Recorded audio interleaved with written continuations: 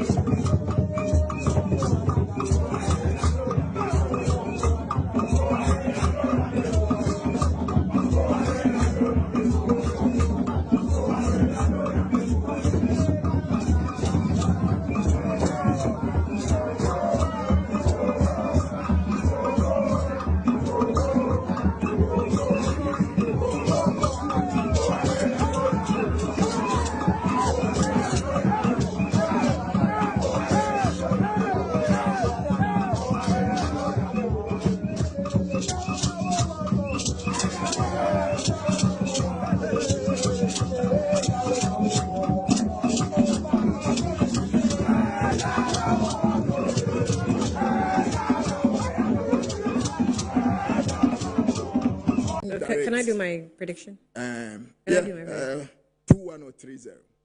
That's for you. You want to predict today too? Yeah. Annie, this one I beg you. You talk about the Galamsey issue, talk about the cyber issue, and leave football for us. I beg you. I'm not taking football. The away last from time, I'm young. 2-0. 2-0. I'm predicting 2-0. Yeah. Most likely that one too can happen. But I am just. No, please stay in your corner. Let me see. Okay, well, fine. 2-0 for me. That's okay. 3-0. Let's see who wins. Yeah, 3-0. Sorry, 2-0 for me. 2-1 or 3-0. For you. Yeah. That's our prediction. First goal. What do you have? Don't be shy. Don't be shy. It's been years. And I appreciate Quincy very much. Set me that book. I've been waiting for so long. It's been I don't know how many years. 6 years? Maybe more. And this is my first goal. More is on the way. It means a lot to me. Yeah, it means a lot to us too. Also, it's true. More is coming. Inshallah, by more God to come. Yeah. To come,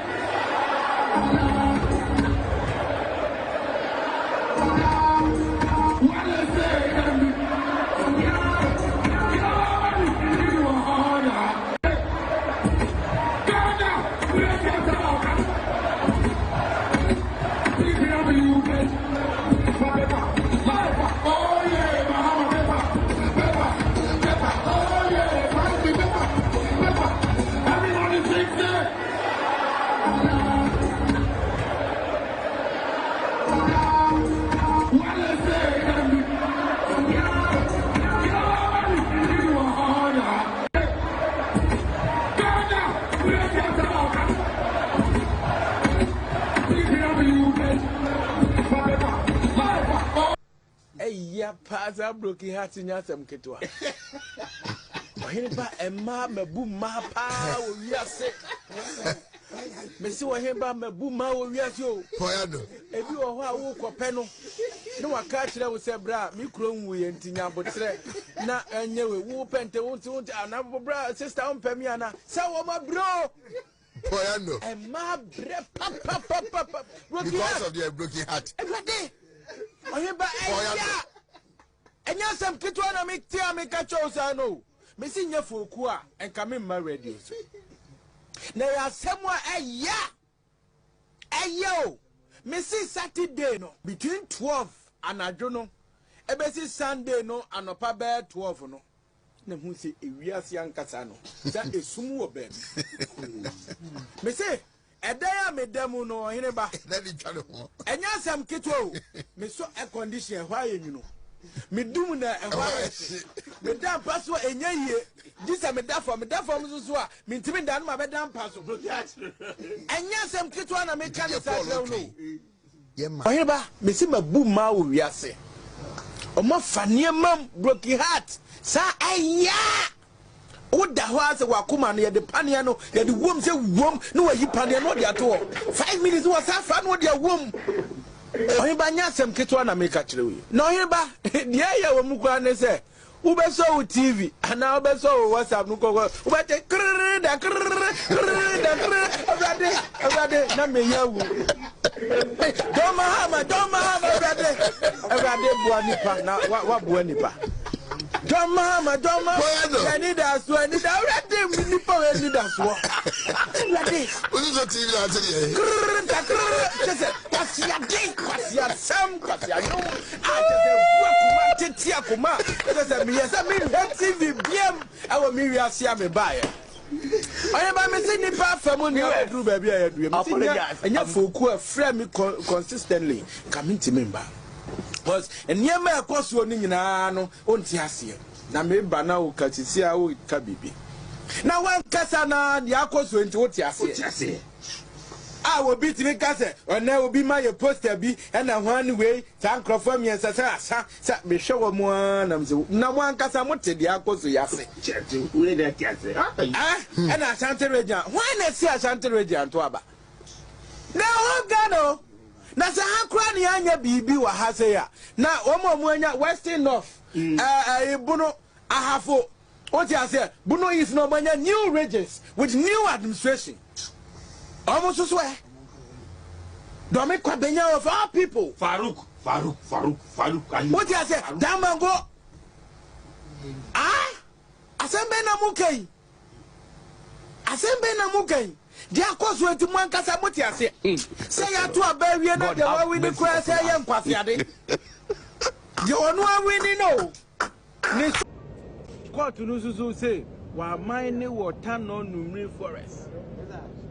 What you say? Enti anu so ntino ni bail ye 10 million, which is 100 billion. Na wa di baba akofo o how we nyina gu ne so. Chema wuntu won na kun Yesu Kristo ana. Roma asrafo no omukun Yesu Kristo no kra ampa we nyame ba. Ye the sa conditions we ato omuso ana. What you say? Enti no enye easy. Whatever is going on, no, it is not easy. Oye nipa. You can see from his face, he said he's going through a lot, which it is idea. Yes, but he said a bekoso. What I say because Ajuma all year ede finding a source of living. Obisusu yebi, eye Ibrahim Mahama or yebi. About a month ago, you saw a mob party or moto party. A che champagne, you two champagne wo. Adaya, ye the black voter. Edi ama Ibrahim Mahama so nkotu code wo black voter no me pa cho mu amugina he black voter mountain afajato black voter de enye nsuo enti nsuo bi ten nsuo bi. Government is broke. The people are spending billions to go inside the government that is broke. Have you ever seen a minister who resigned because government is broke before? Government has no money. Have you ever seen a governor who said, ladies and gentlemen, when I was elected, I thought the government had money. Now I discover government has no money, I resign. Have you ever seen it? Government has no money, but they are bringing money out at election time. Where is that money coming from? So they are lying. What is happening is that there are two types of wicked people in government. Type 1, they eat current money. Any money they find in government, they will eat it. They are wicked about that one. There is type 2. Type 2, they eat current money and future money. They will say, my term will end next year. When I leave, how will I eat money? Let me borrow money now and borrow money of the future and eat it now.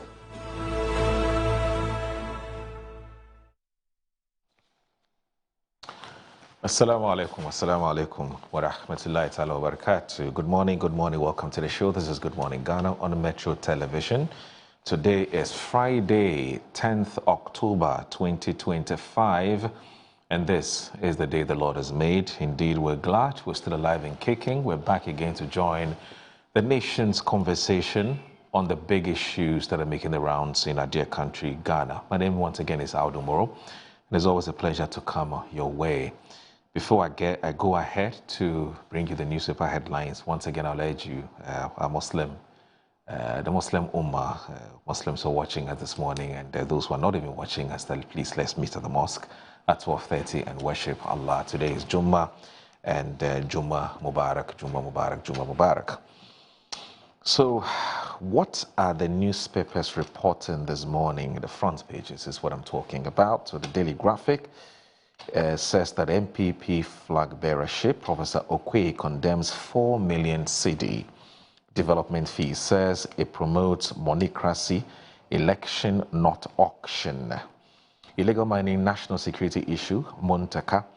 GJA launches 29th Media Awards, event to be hosted at Menchia Palace. Government disburses 195.5 million cedis for SHS feeding NSMQ debt. The New Weekend Crusading Guide. Daddy Lumbe's funeral in limbo, wife, children seek injunction on, and it says Musa Ahmed is new judicial secretary. And then also tension heightens at Ekropong as Queen Mother Okomang Mpenying install new Okrapim Hene. And there's police capture 2 in Upper West murder cases. Committee to monitor NPP presidential aspirants campaign begins work. And Goma Fete Lands registration go digital at Chief Commission's Land Secretariat. The Daily Searchlight. NDC guru stole my mining concession. Chief Sampa violence, and others. Where is our supposed national security? Reject the Deputy High Commissioner appointment to Canada. Group calls on Opon Prepra. There's MP Honorable Daniel Keshi Besse supports 300 JHS graduates with mattresses and chop boxes. And there's also Quao Reality unveils the autograph is a new standard of luxury living in Accra. The Metro Lens. We will come after you. NSB chief threatens social media offenders. As NHIS expands reach, 26,025 active membership recorded at Asogli Teza Festival. Ekufu Addo CDS joins President Mahama's government as deputy ambassador. Ochiman Traditional Council holds Osinase Homecoming event. And then there's also the Daily Statesman that says GAF, not a dumping ground for overage foot soldiers. And this Captain Smart tells AG to pause prosecution of Edubuahene review properly. MPPs monitors flag bearer aspirants campaign. TAU demands 50% base pay increase ahead of salary talks.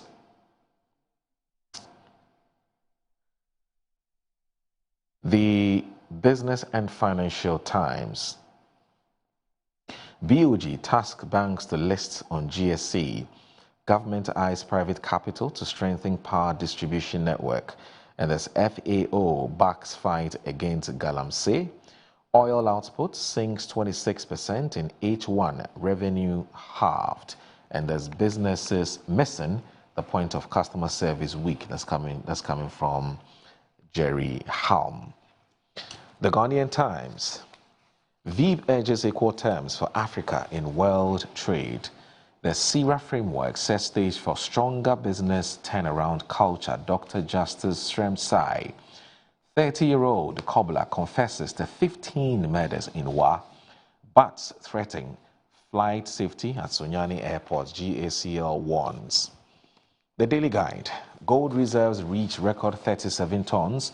Wontumi sweats over 25 million cedis bail. NPP ad hoc committee begins flag bearer campaign monitoring. Daddy Lumbe's wife, children seek funeral injunction. The Informer. Galamsey, all hands on deck, Apenyo marking urges. There's Wa serial killer nabbed confesses to murdering 15. Naimos arrests several foreigners in illegal mining crackdown. And there's a cash constraints. Parliament breathes sigh of relief as Mahama intervenes. Coalition pushes for value addition to Ghana's cocoa. The Insight.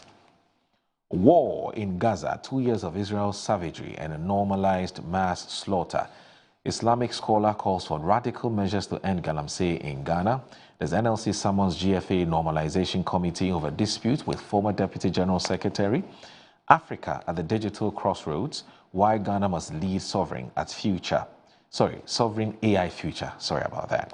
Election 2028, President new flag bearer to present new flag bearer to show remorse. Professor Ayamga Adongo to NPP. The Herald. Mahama sending General Pompey to Canada despite that's $10.5 million Soviet Union military scrap procurement scandal.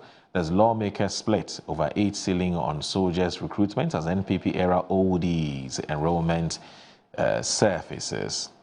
The Sanity Africa poll contradicts Bamia's lead in global info analytics as Kenya Japan emerges top contender. Ghana's petroleum model attracts Sierra Leonean regulators.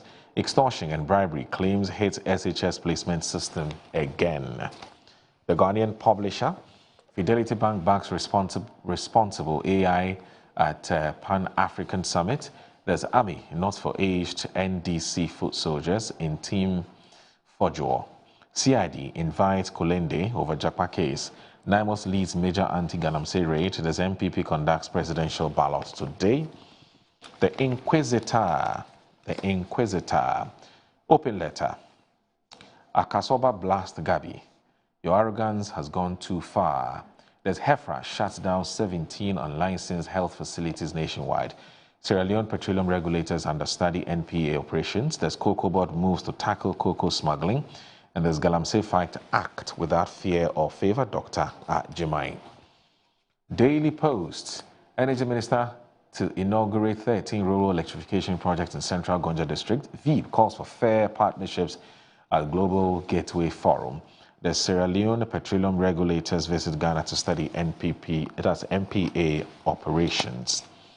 The Catholic Standard, 12 remanded over destruction of Takrady railway line. Galamsey Kingpins, where are they? Enough talk. Bishop CSO's challenge president on the Galamsey. And then you can always trust the Catholic Standard with an editorial, can't you? It says Jubilee House must act. The time for fine words is over. There's Naimos raised notorious gangway hideouts at Aboso, arrest illegal miners. Okay, so that's it for the newspaper headlines. Please stay with us. This is Good Morning Ghana on Metro Television. Can we please check out what's on metrotvonline.com?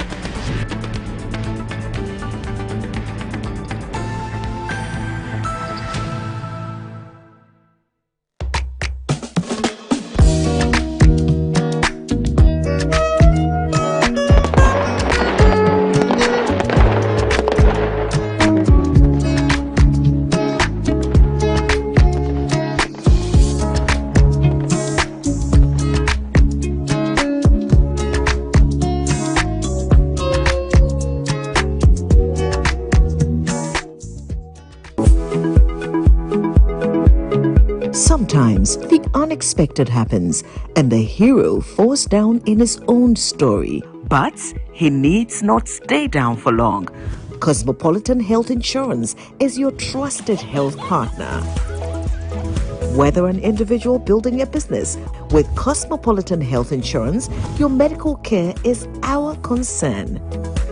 For the best health insurance solutions for corporate institutions, groups and associations, families and individuals, choose Cosmopolitan Health Insurance. From our over 700 accredited health service providers nationwide. Call us on 0302 540 668 or 0501 678 547 for all your health insurance solutions.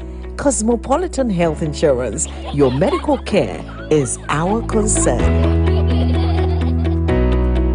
I'm a branch manager. Of course, I accept only quality and affordable printed souvenirs for my promotional campaigns. I'm the head of academic affairs of a very important institution in Ghana. Of course, we only deal with quality, reliable printing companies for our institution's printing materials. I'm talking about appointed time printing. Appointed Time Printings. We take pride in our extensive print scope that transform your ideas into captivating visual masterpieces. We delve into the core objectives and vision of each print project. Precision printing is at the heart of our printing process as we meet your tight deadlines. Our rigorous inspection, color verification, and overall printing excellence are assured. 20 years of printing excellence. It's always a pleasure working with you to create a vibrant, dazzling printing experience that gives you a masterpiece. Appointed Time Printing, your world of quality and affordable printing. Brush, brush, brush, brush, brush, brush, brush, brush your teeth. Brush, brush, brush, 2 times a day. Brush with Kel-Kit. Hello, my friends. My name is Kel-Kit Toothpaste. Wow. I was made to be gentle on your gum, but protected. I will protect your teeth from cavity, make your teeth whiter, stronger, keep your mouth fresh all day. And best of all, I'm strawberry flavored. So put on a smile and try me. That's amazing. Just try me. That's my job. If you say so, jump on my brush. Makes your teeth stronger, chicky chicky whiter, chicky chicky stronger. Yay! You did it! I'm glad you like your new toothpaste. Don't forget to brush both day and night. Kel-Kit. Happy smile.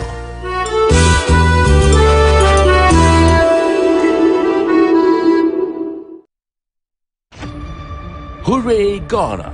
The Ministry of Transport and its agencies invite you to the Ghana Transport and Logistics Fair 2025. It's the first of its kind in Ghana. From 22nd to 24th October 2025, the World Trade Center Accra comes alive with cars, ship, train, logistics and plane dealers all in one place. Are you a modern car dealer? Do you sell electric vehicles? Then this fair is your platform to shine. Students and the general public will experience free electric car test drives, thrilling maritime showcases, and even free helicopter rides. All 15 agencies under the Ministry of Transport, plus global car dealers, airlines, logistic giants, and investors will be there with His Excellency John Dramani Mahama as our guest of honor. Register now at info.digitaligh.org 0244 613 246 or visit our website www.transportlogfair.org. The Ghana Transport and Logistics Fair 2025. Beyond movement, resetting Ghana's transport future.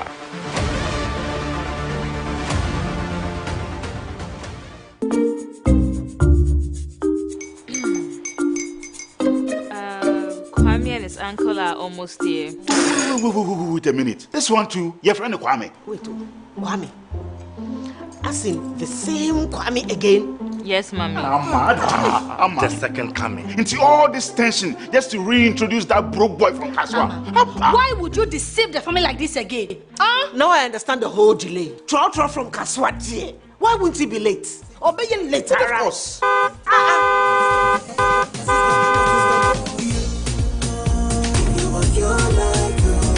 Star 712 hash, star 712 hash. Go be the luckiest, go be from Georgia be luckiest, from not the cause she be luckiest. Me and you go be luckiest. No matter what you're luckiest, everybody go be the luckiest. That's Kwame! Send your God apple boom. If you put it away, so would the coming of the Son of Man be. Is that his car? Dial star 712 hash. Choose your ticket. Enter your lucky number. Follow the prompts and let destiny handle the rest. This promotion is regulated by the NLA on the Caritas platform.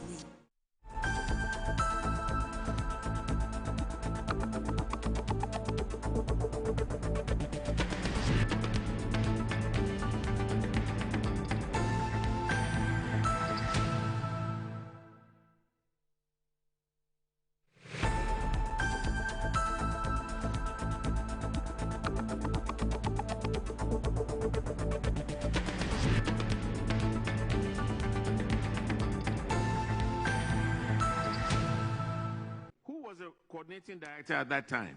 Honorable Chair, he's indisposed. But that wasn't the question I asked. There's a simple SHS question. Who? It looks like we are shielding people who create all kinds of malfeasance and they move on. And secondly, to the IGP, I want to know the process. Okay, let me put it this way. If a mob attacks a police station, what should be the response? I wasn't happy when I saw that the Tafo police station had been attacked and a letter had been written that it's being closed down, the staff are being transferred to a different place. Should that be the reaction when a mob attacks a police station? Always attacking police stations. There's a community in this country where we have one police station which is a divisional headquarters being built by government. And then we have another that is a district headquarters being built by the locals themselves. When they were going to attack, they went to the building that was built by the government, they burned the building down. They came to their local building, and somebody said, no, this way it was the MP who built it, so let us not touch it. So they didn't touch it. And so today, when you are in your area and you are asking us, we should come and open a police station, we will ask you to build a police station yourself. And it is when you build a police station, and all those areas where there are these disturbances, they attacked the stations that were built by the community themselves. And it is not good for this country. And so if you ask of closing down, yes, we'll close down because you have destroyed the station. Mr. IGP, that cannot be the response because there are several places in this country where mobs have attacked police stations, but we never hear that the police stations have been closed down. So, Honorable Minister, for me, I don't think that should be the response. It's like the fact that 1 month, 2 months, normal. But when you go through the report, you have 13 months, 22 months, 16 months, 60. Over a year, you are validating people who are actually not coming to work. That is where the seriousness is. You have some of them, the type of separations that we do have. Deceased. That means the person is dead. You have resignation. The person wrote a letter saying, I'm no more working. And we never found this letter and continuously validating the person. A deceased person was validated for 26 months. 26 months. That is over 2 years. Somebody who was dead. And I wonder how that person really was working. So what have you done? Have you been able to recover some of these amounts or all of it? Yeah, Madam Chair, we were able to recover some amount. In all, we recovered 303,558.68. That's about 21% of the amount we are talking about. We, before we came here, we had gotten letters from some banks that are declining, though they have stopped the transfer to government chest.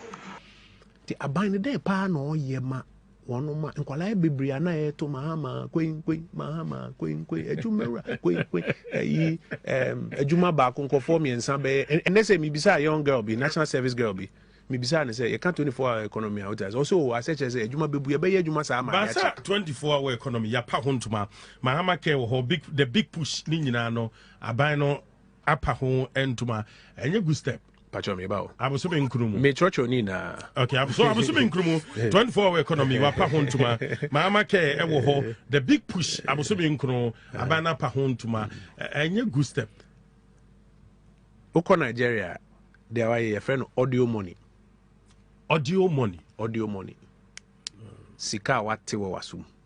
Na unhu ye. Okay. Opa bi o telephone line ni. Na kase obi a wonye adwuma wa 24-hour economy mo onfrɛ me no betu nchia unya bako audio money 24-hour economy the mind say o ma publish book bi 24 economy policy document. Oka nom de achiro. Ampacho nipa hina enye adwuma wom. Nipa hina omo ye adwuma adwuma baako nipa miensa 3 shifts. Honorable me hobi. Almost bibi bo hwa efe no adwuma wura. Me de minim. Nipa hina enye adwuma wo adwuma wura ni mu.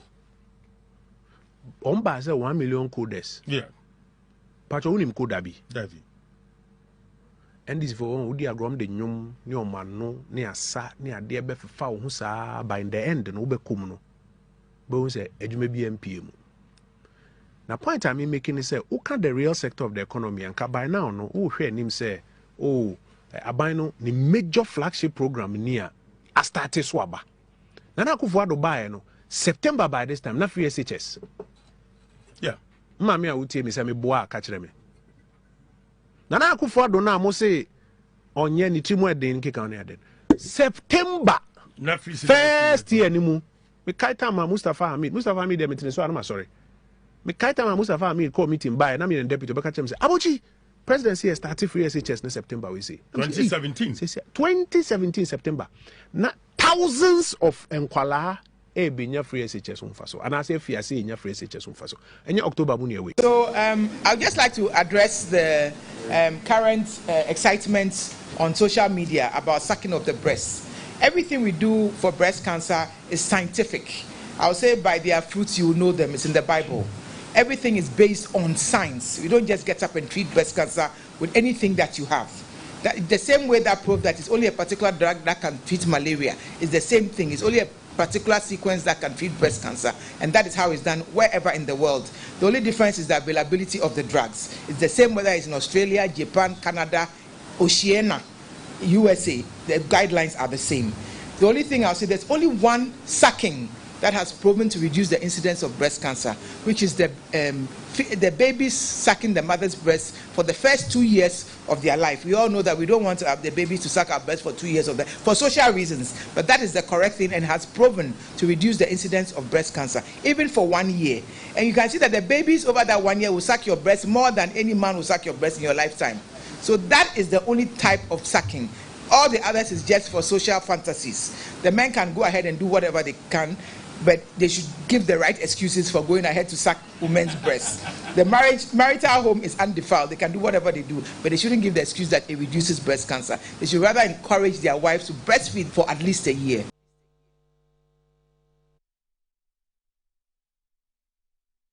This is Good Morning Ghana. Good morning, Ghana. Good morning, Ghana. Good morning, Ghana.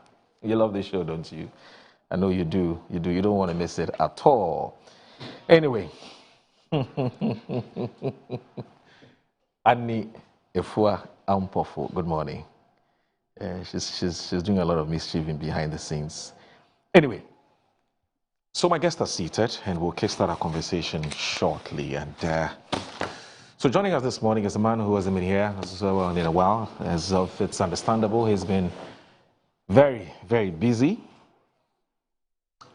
propagating the works of His Excellency John Dramani Mahama, and also engaging basically Ghanaians on what's been happening in this government. And so he plays a dual role. He speaks for the president and also speaks for the government. He's also an MP, Honorable Member of Parliament for the good people of usually when I'm about to mention your constituency name, I would always defer to you because you have a way of mentioning it that I find very, very, very smooth and edifying. And so I'll leave that to him. His people are watching and they can't wait to hear from him. Felix Kwakye Ofosu. Good morning, sir. Oh, good morning, Moro. And thank you very much for joining us on the show. Oh, the pleasure is all mine. Long time. That is true. It's been a while. I used to be a regular lecturer this program. For many years I've been here. Then we went into elections. And, His Excellency President John Dramani Mahama tapped me to be his spokesperson. A man to coordinate government's communications activities. It has taken a bit of time to put all of that system together. Sure that the people of Ghana are carried along. Right. government in the delivery of the many commitments that we made to them. So that has put impediments in my way in terms of my ability to be here as frequently as I would like. I've not been here since the beginning of this year. Yeah. So it is opportune to appear today, to touch base, go back to the basics, go back to the brass tacks, and engage the people of Ghana so that they may better appreciate what it is that this government is doing to enhance their welfare. And the constituency is Abura Asebu Kwaman Kesi. We tend to take offense when you get the name wrong, because we believe that we deserve pride of place in the scheme of things. And for many years, we had been on the back foot. Now, efforts are underway to ensure that we are elevated to the very, very front burner of national discussions. And it starts with recognizing the name. So please make an effort to get it right, lest the folks in Asebu and Abakrampa and Muri descend heavily on you this morning. Oh, la la la la. I think I saw, must have been on Monday or Tuesday. I mean, you were showcasing some works or some donations that you had made to your constituents. I think I saw some desk. But that is true.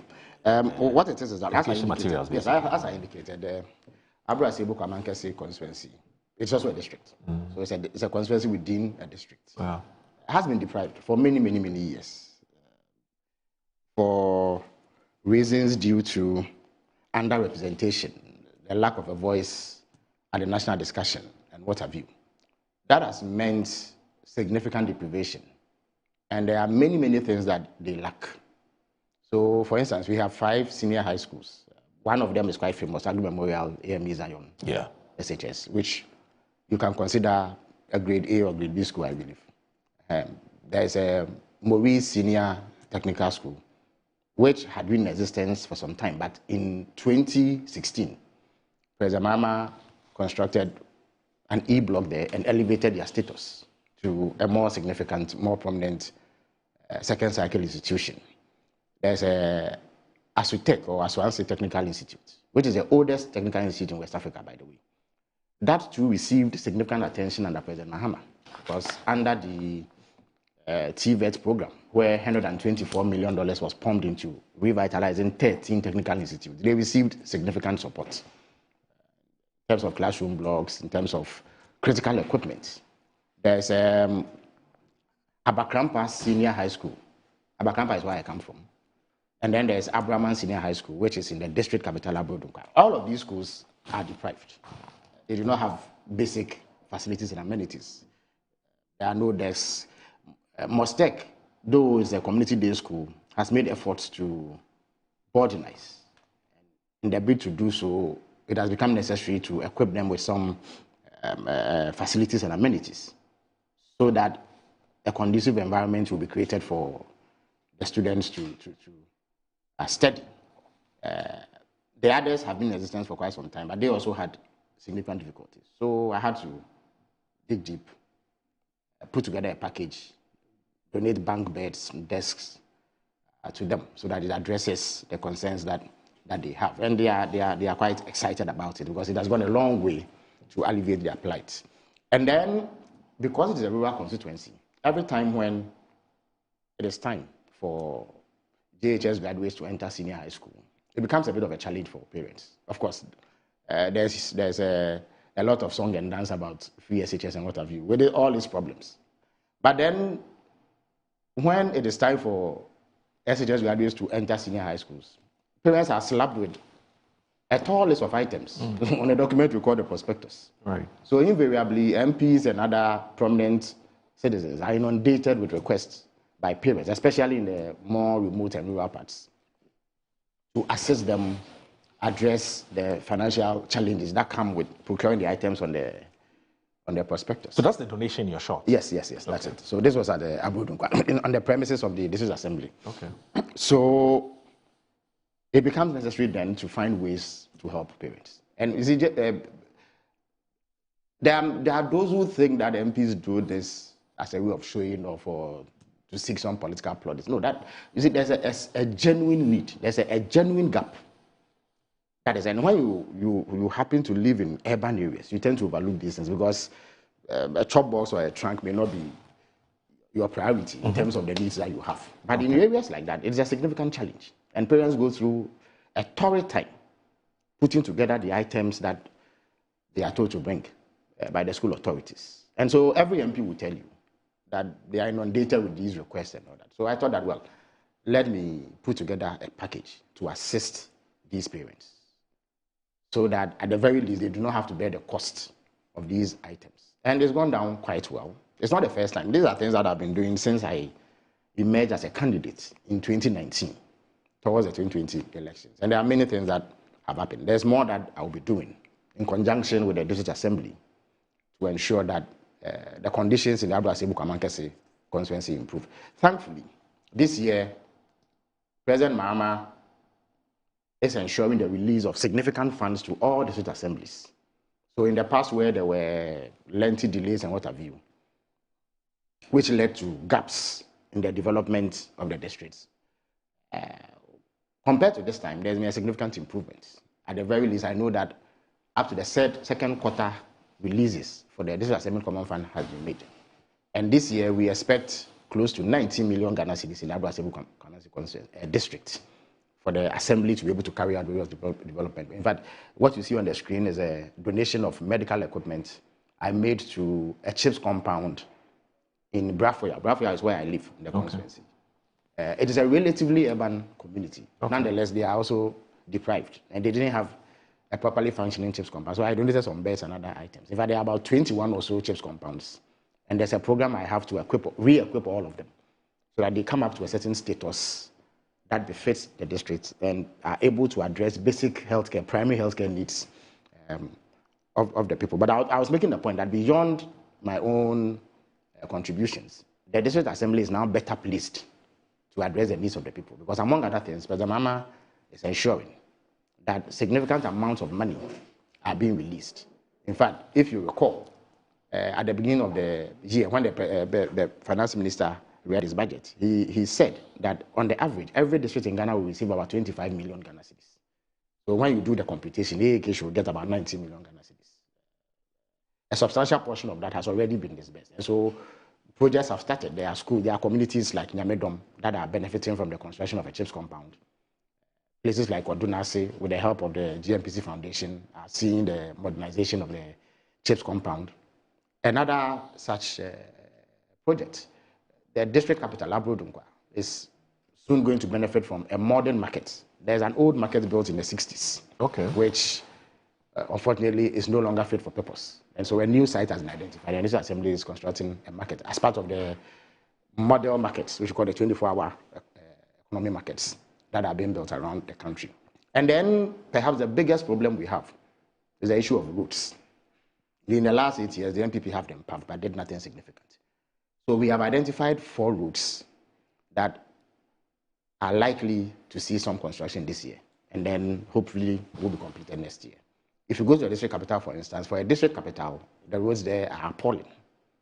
So I have made representations to the roads minister, and thankfully he has ensured that the procurement processes begin for a contractor to be selected to construct. So the Abrodunkwa township roads will be constructed, about 6 kilometers of that. The Asebu to Abakrampa road, about 5 kilometers will be constructed. The Amosima road would also be constructed. And then there's one from Afringwa to Abrodunkwa. It's a 21-kilometer road. That hopefully should be tackled next year. That is only the first phase of the work we'll be doing regarding roads in the district. There are some other roads that the MPP attempted to construct, but got nowhere. Those ones too will be completed. So if you put all of this together, I think it should be much better within the tenure of the NDC than we inherited. And I'm happy to represent the people. I'm happy to bring their problems and concerns to light. And I'm happy to engage relevant stakeholders and the authorities that matter to resolve those issues. So it's been exhilarating. I've had to combine that with the work I do as the President's spokesperson and Minister for Government Communication. And so far it's been an exciting ride, and I hope to do my best in cities. Yes. You know, the last time you were a minister, you were a deputy communications minister. At the time, Dr. Mani was then your boss. You were not an MP. Sure. Now you're an MP. for the good people of Abrasi Basamankesi and Kwamankesi, sorry. And you're also combining that with being the spokesperson for the president and also speaking for the government. I mean, I'm wondering how you've been managing this. Well, I mean, it's not the first time that I've been in government. So before that, I was aware of the pressures that come with taking up a position. What is new is the additional portfolio of an MP. But I guess that one has to manage his time and ensure that all the portfolios that one holds get adequate attention. And I believe I'm doing that. So I have a program which every 2 weeks or so, I touch base with the constituency, spend a few days there, engage the people, engage the chiefs, engage stakeholders, learn about concerns, and do what I can to have them addressed. Then when Parliament is in session, mercifully, parliamentary sittings have now been shifted to 2 p.m. At the very least, before we rose, that was the norm. I hope that it is maintained. So that way, one can conduct government business, engage in functions within the executive, and then at 2 o'clock, go over to Parliament and be part of parliamentary business as well. So this kind of arrangement has made it possible for me to discharge all my responsibilities. I will not be the first person to hold a ministerial portfolio and then a parliamentary portfolio at the same time. And so it is new territory, but I think that I've adjusted quite well. And then I don't think my constituency will suffer because of that, yes. You wrote on the promise of resetting this country, and the expectations were huge. I mean, there are lots of Ghanaians who voted for this government because they were expecting the government to basically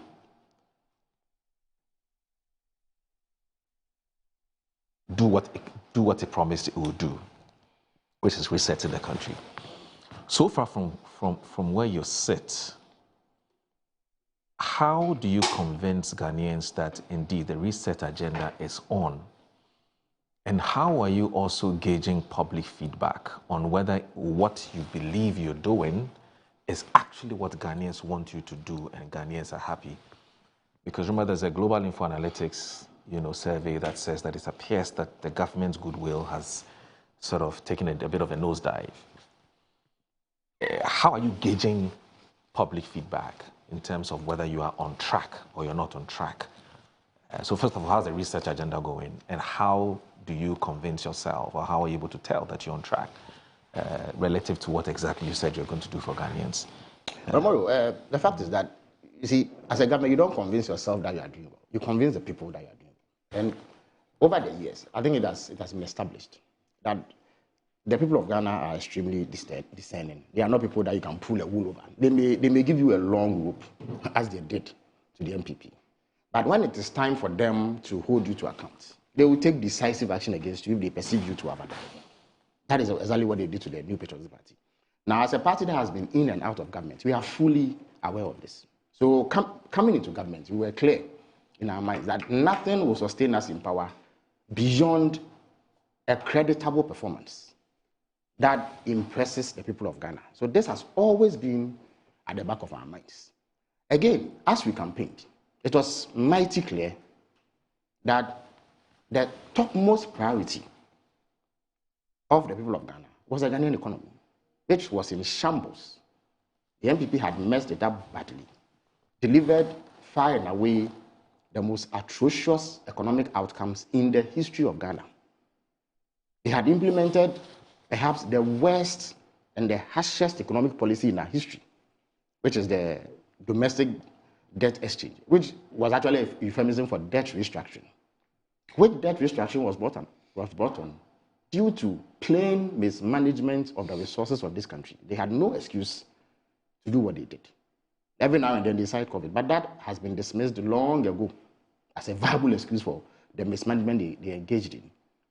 After mismanaging the economy, they then shifted the burden onto people who had been gracious enough to lend them money.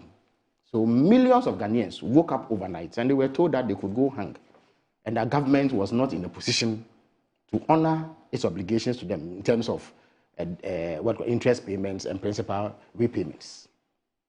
Pensioners were not spared. Ghanaian youth bought the brands. Unemployment reached catastrophic levels. In fact, By the time they left power, unemployment hovered around 14%. In absolute terms, we're talking 2 million young people who didn't have jobs. In addition to this, our currency had virtually been destroyed. At a point, it had lost 54% of its value, voted as the worst performing currency in the world. Over a space of a few months, it moved from 6 cedis to $1 to 17 cedis to $1. It destroyed businesses, threw businesses out of operations.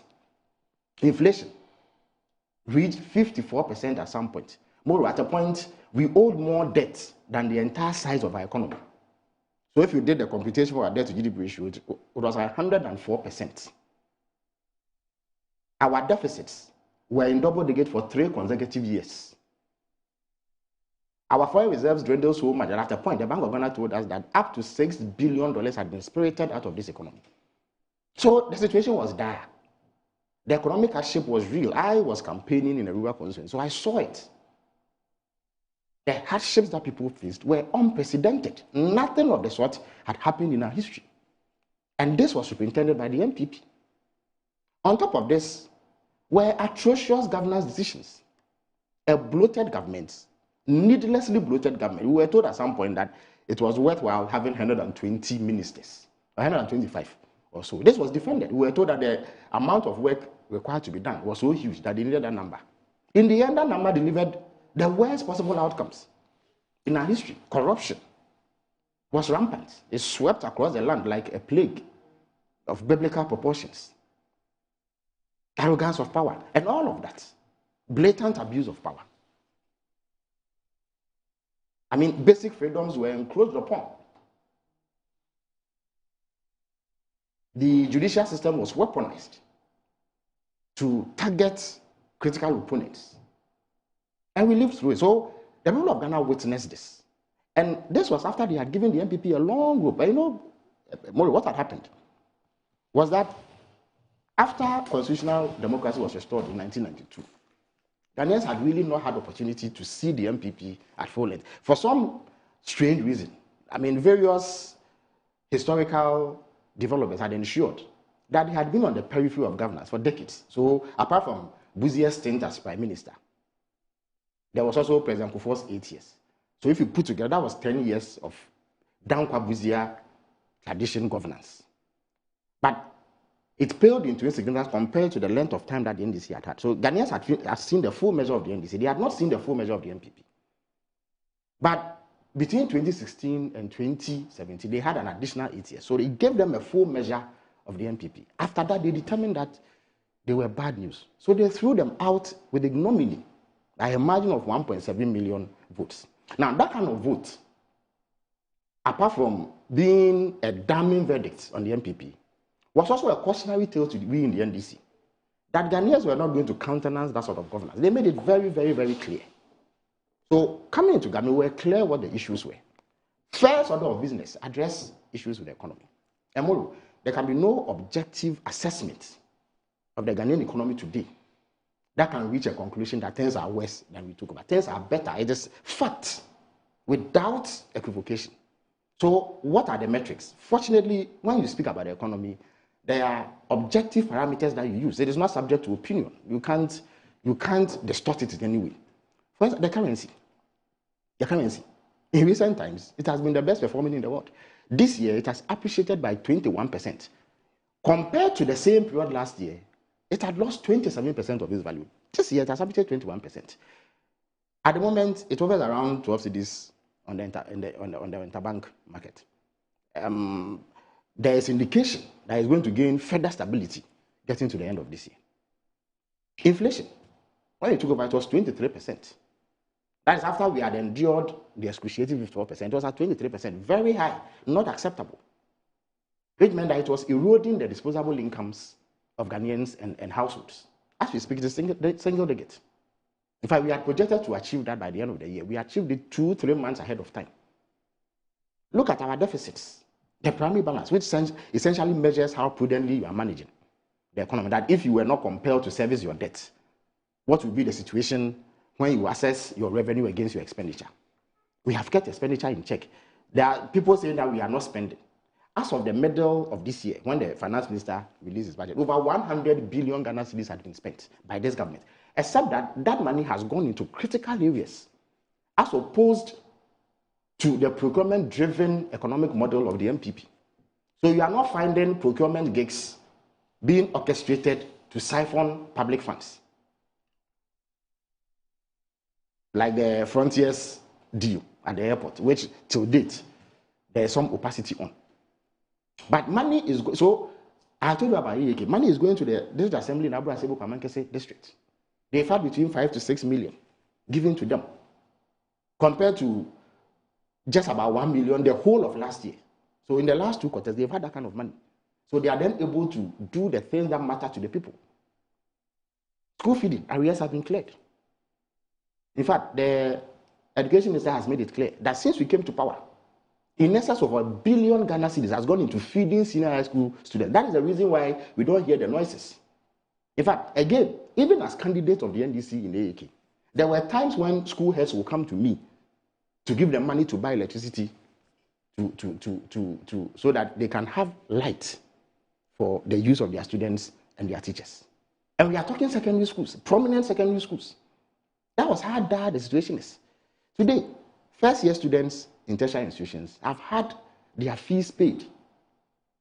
Because if it is being argued that parents could not afford to pay senior high school fees, ranging between 800 cedis to 1,500 cedis, how do you expect the same parents to be able to cover between 2,500 and 5,000 cedis at tertiary level? So the logical conclusion one can draw that it's more expensive at tertiary level. Government is helping. There were problems like period poverty, where young girls stayed out of school, because they could not afford sanitary towels. Today, over 3 million of these have been distributed. If you go to health, well, have you heard of any agitations about NHIS payments? As I speak to you, the NHIS has in excess of 200 million Ghana cedis in their accounts, because there have been timely releases to them. So in the past, where there were grumblings and murmurings about non-payment of NHIS claims, that is no longer the case, because Mama has insisted that the money should go there. Moro, the energy sector, when we came in, the MPP, they had a scorched earth policy regarding the energy sector. They failed, indeed, refused to buy fuel to fire thermal plants when they themselves had programmed that some maintenance on the West African gas pipeline should take place, which meant then that we are not going to get gas. So we needed to top up that with fuel. They didn't make any provision. In addition to this, there were monstrous debts sitting on the books of the SOEs. The cash waterfall mechanism had been abused. ECGs essentially monopolized the monies, leaving other players in the cold. That has changed. And you see that in a matter of a month or two, we've been able to reverse. Doomsday is no longer on the cards. And surely we have not asked anybody to go and print their own timetable, because it is not necessary. So, if you look at the economy and the way that things are going, and you see the market to buy the items, no, of course. Can the reductions be steeper? Absolutely. And we believe that we must even do more to pressure the market players to be even more responsive. Why? Fuel prices, they've gone down. They are lower than we met it. Transport prices went down by 15%. Indeed, the transport minister informs me that since the arrangement was put in place between government and the transport operators about 10 years ago to do bi-yearly, price adjustment, depending on the movement of certain factors and input, cost of inputs, the 15% reduction is the single biggest in the history of that arrangement. And it reflected the level of confidence that the transport operators had in the economy because of the reliefs they were getting from the improvements that had accrued from the appreciation of the city. So there's no dispute about that. Again, if you ask me whether there has been improvement, this is the fact, not disputable. It does not matter what is said by critics and the opposition. The facts speak. It is much better today than it was 10 months ago. The energy situation, everybody in this country accepts that. So we as a government are the first to admit that, of course, it is not utopia. We've by no means achieved the ultimate objective. But the initial steps points to the fact that we are in the right direction. Okay. Look at general governance, for instance. General governance. I mean, compared to what we used to have, even the size of government. Currently, as we speak, because of the tragic incident that befell our brother, Dr. Manibu Ahmad, Dr. Mutala, and the 6 others, we are running the country with 58 ministers. And from where I sit, I know. If you come to my ministry, at the time we took over, there were 126 operators within government information dissemination machinery. Today, the figure is substantially 100 how many? 126. 126. Doing what? If you added the information ministry to the office of the president. Doing what? They were the ones who managed government information dissemination. Okay, I see. The figure is substantially lower today. What do you have? Oh, we have less than 20. 20? Yep, less than that. What have you done with the 120? They are gone. The Ministry of Information has been scrapped, so there are no directors and employees there. If you go to the Ministry of Information, but it's now it has always belonged to ISD anyway. It's ISD that is there. If you come to the presidency, the numbers are lower. In fact, if you look at the number of people they had stacked into the presidency, who call themselves presidential staff, indeed, every Tom, Dick, and Harry then was calling himself a presidential staffer. 336. When we present the numbers to Parliament next year, as the law requires, you see a substantial reduction. That points to a government that is sensitive. You see, the resources of the people of Ghana are not for the creature comforts of party apparatchik. So whereas it is true that governments must work in ways that benefit the entirety of the citizenry, including its party members, President does not believe that you should just open the floodgates and put every Tom, Dick, and Harry there simply because you want power. And it's something that our party appreciates and understands. So we have been far more responsible in the use of public. And you see, Moro, this is significant.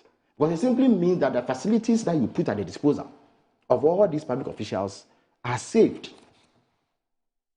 You come to the Flagstaff House. People are not allowed to even have DSTV. Indeed, I am the only exception. Because of my designation, I need to follow international events. But there's no office in the Jubilee House that is allowed to have DSTV subscriptions. And when we went into the analysis, it cost us over 120,000 Ghana cedis to have those subscriptions on. The president banned the allocation of fuel. More, if you take my appointment letter, I can make it available to you any day. As part of my conditions of service, I'm entitled to fuel weekly. So they will call you to go to a specific place to go and tap fuel. As a government official, a minister, or some other. More, that has been stopped. So we buy our own fuel today. If you put the amounts of money together yearly, it runs into millions of Ghana cedis. So there has been an improvement there too. The recognition that you do not abuse the mandate and resources given you. Even the president's posture, not too long ago, there was a president who was ordering chiefs to rise and greet him at state events. There was a chief who, for some reason, was unable to stand up and acknowledge the national anthem. You saw what the president did on live television. President Mama will not do that. The openness, the candor, the humility that he displays is a marked departure from what we had. The standards are much higher today. So yes, the compact that we signed with the people of Ghana is something that we remain committed to and we continue to deliver on a daily basis. And I'm sure as we go along, there will be other things. Also, there are things like the oral accountability. There's a lot to talk about. There are a few other things that some Ghanaians feel and believe you've not lived up to expectations, and regarding how those things have been prosecuted. And so we'll just take a short break. When we come back, we'll raise some of those issues. But let me also say that Paul Adomotri is here. Paul Adomotri is host of Good Evening in Ghana and a seasoned journalist and the former board chair of Ghana Airport Company Limited. Paul, good evening. Thank you. How do I say good evening? Good morning. Good to see you. Well, you are used to him on a good morning. Good evening, Ghana. Yes. Except that these days, I don't know what good evening Ghana is anymore. But what is it? I'm not seeing it. Looks more like an MPP satirical show these days than the top and leading current affairs program that we had decades ago. This is Paul would have to explain. No, that's fine. That's the opinion that you have. Oh, Paul, it's not an opinion. You know, I'm an ardent. When I started politics actively, I was an active listener. And even if I disagreed with your positions on some issues. I respected the Well, as far as we are concerned, our ratings are better now. No, amongst MPP supporters. No, trust in me. general. Amongst MPP supporters. Trust me. Amongst MPP supporters. No, you can. No. It's what you do on Good in Ghana these days cannot pass for the credible current affairs, leading current affairs program on TV. Why? Why do you say? Because what it has become, an MPP. I'd like to respond to some of the It has become. Other one you have opportunity. But so you don't talk about Good Evening Ghana. These are plenary comments. Yes, please. Okay. By nature, I am liberal in my thinking. So I am able to disagree with people and still respect what they stand for. So that Paul is MPP has always been known. It's not something that has not been known. But we still have respected the platform that he had on Good Evening Ghana, where leading figures, newsmakers, luminaries in society, everybody who matter, anybody who was anybody in this our socio-cultural setting, appeared to discuss important national matters. Then before long, especially when President Akufo-Addo rose to power, suddenly the thing has become an MPP outlet, where bizarre, sometimes outrageous propaganda is churned out. I mean, these days, he will go and pick Facebook posts of MPP propaganda and come and brandish it as fact. You know, and if you are not lucky, you will be dressed down on that show without any opportunity to even respond. So clearly, it is not what it used to be. Understand me? And it has nothing to do with the fact that he is MPP. Let me place that on record. The MPP is not a secret cult if you belong to the party. And it's also okay that now he has actually closed the loop and is now representing them on TV. Great. Okay. But he certainly must do something about Good Evening Ghana if he wants to go back to the period where it was a highly respectable. Currently, it is not. And surely, it cannot be a program that is enjoying great ratings. It is not. Great ratings amongst MPP supporters, fine. Why? Why not? If you have an outlet on TV, prime time on TV, you watch it as an MPP supporter. Okay. So I think that you should watch it carefully. Otherwise, it's a huge loss to your station, I must indicate, because people really tuned in. I watched it. Yes, but I watched it religiously because the quality of the discussion there was great. I mean, the likes of the late Akoto Osei will come in, and he will disagree, but you will respect the cadence. You will respect the authority that he brought. These days, that is not the case. There's some MPP propagandists, one-sided narratives. You know, well, it's. I mean, programs evolve, don't they? But it has evolved. It has evolved in the wrong direction. To be honest with you. Okay, but it has evolved in the wrong direction. It says that's your opinion, so that's fine. Of course, but it's an opinion that I'm sure many people will share. Okay. Many people will share this opinion. We'll take a short. We should take a short break, and when I come back, I'll get to. Yeah, he has to respond to that. So, because there are other things that I also want to remind you. Yeah, it's as we go on.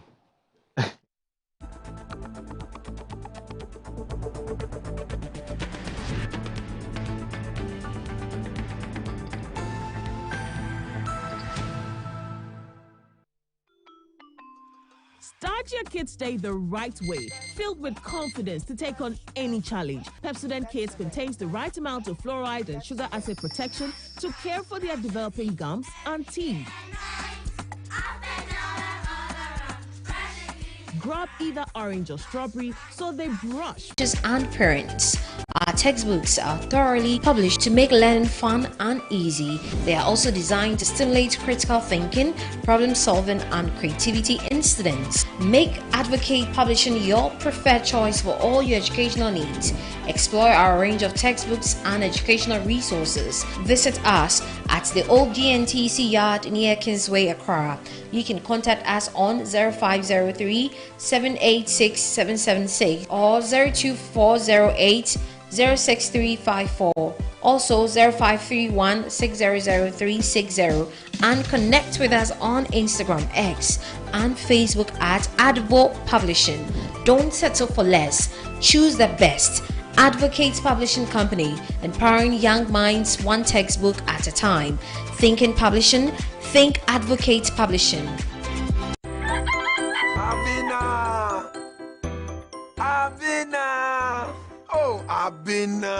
Edi asema menya oden o tiantie mu amanfo ada o hye me boso beto phone na mame me phone na say dada menya oden the most surprised man surprise ben surprise hey Kofi papa e phone o iPhone 13 nanya ne ende me fankofo bi mienu amuko circle ene ba ko ne ka chana dan for hour ono ode ne Ghana card ekọ EBA phone so a otua 40% pen ede ne phone man no a da aka no betua ne kakra Timothy ya me drop na me so me call ho And I'm going to phone the brown. Oh, Kofi Papa me da say. I mean sure. Wo EBA phones hadie, yeton iPhones ne ho akade nyina. Ye sanso de ma wholesale. So ye dealer na se opedodo atua. Na se afi na wo share iPhone business na se a. Braya se ye. Hwehwe ye chira kwan e wo Accra Circle Mall. Any Tiptoe Lane, modern photos in chain. American Monso, ye ni Odor Rice ene edi nhwenim. Kumase ye wedum ejekuma brunsan nim. Obetumi so hu ye e wo www. In life, choice is good, but choice plus safety is way better. Your safety and comfort is paramount. Under the cylinder recirculation model, you can buy LPG in a safe environment. All cylinders are inspected and maintained to the best safety standards, so your safety is assured.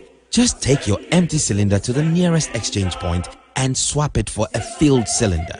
Different cylinder sizes will be available to meet your pocket size. Imagine cooking in a smoke-free environment. This will improve the health and well-being of you and your family. Choose LPG in a safer model of distribution. Cylinder recirculation model. Securing your safety. Creating more jobs. A message from the National Petroleum Authority under the patronage of the Ministry of Energy. Promo. Your most preferred estate partner is given a massive 20% discount on land sale. Yes, for our Founders Day promo, Estate Masters is offering this special discount for outright purchases up till the end of September 2025.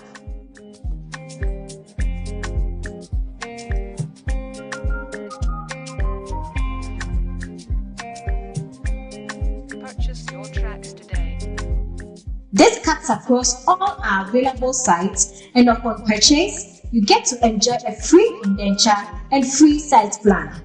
Our site visits are also free, so rush now and secure a plot of land while this offer lasts. Estate Masters, your most preferred estate partner.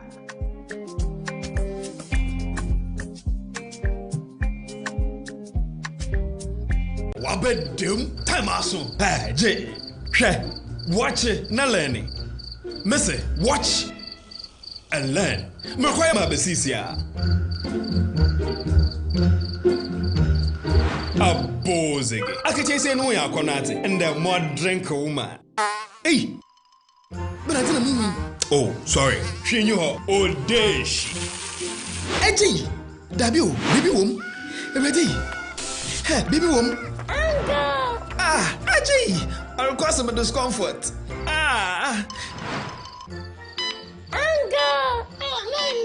Sorry, well, uncle, where would I die? Why your funeral? At your phone for Aerofield Trading. Sorry, it killed them all. No mum share Nanda Daya was mosquito call is to do a munumu. Na say spray with them musa. Chaisima a dronum and sana ko dynamo. And Kratoi FDA Ajatum.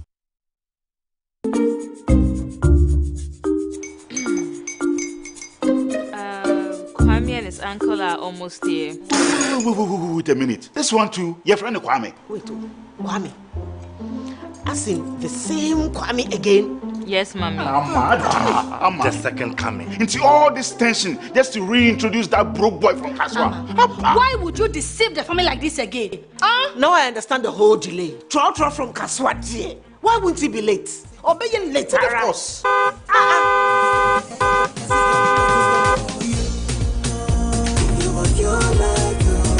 Star 712 hash, star 712 hash. You go be the luckiest. Copy from Georgia be luckiest. From not the block, she be luckiest. Me and you go be luckiest. Nobody know why you're luckiest. Everybody go be the luckiest. God Kwame! Send your God down for boom. If you put it away, so would the coming of the Son of Man be. Is that his car? Dial star 712 hash. Choose your ticket. Enter your lucky number. Follow the prompts and let destiny handle the rest. This promotion is regulated by the NLA on the Caritas platform.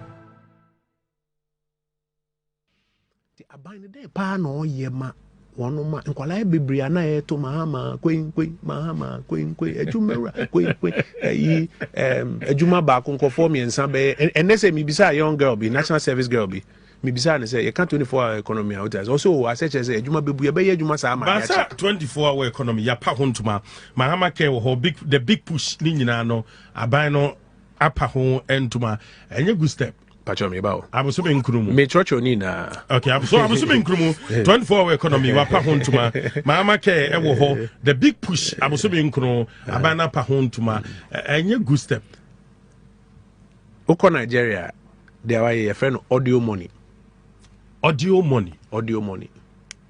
sika wate wo wasum na unhu ye he opa bi o telephone line ni na kase obi a wonye adwuma wa 24-hour economy mu onfrew me no betu nchia unya bako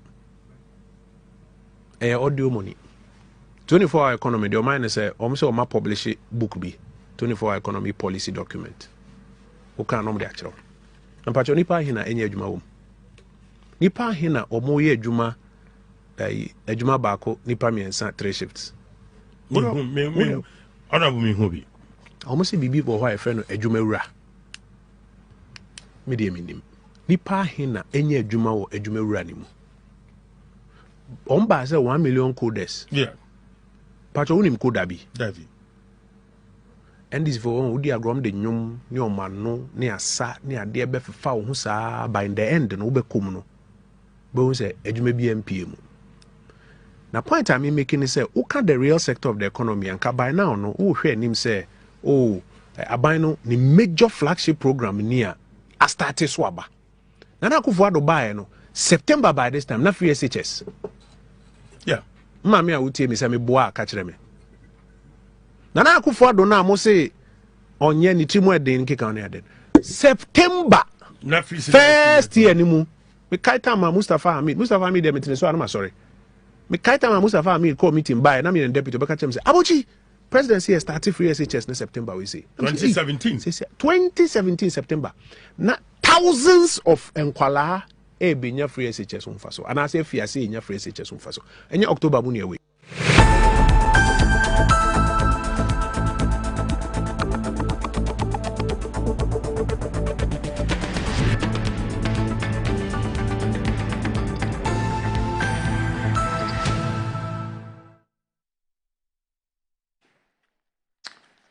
You're watching Good Morning Ghana on Metro Television. My name is Audu Moro. I'm here with the government spokesperson and also the president's spokesperson as well. I'm talking about Felix Kwakye Ofosu. He's also the MP for Abura Asebu Kwamang Kese.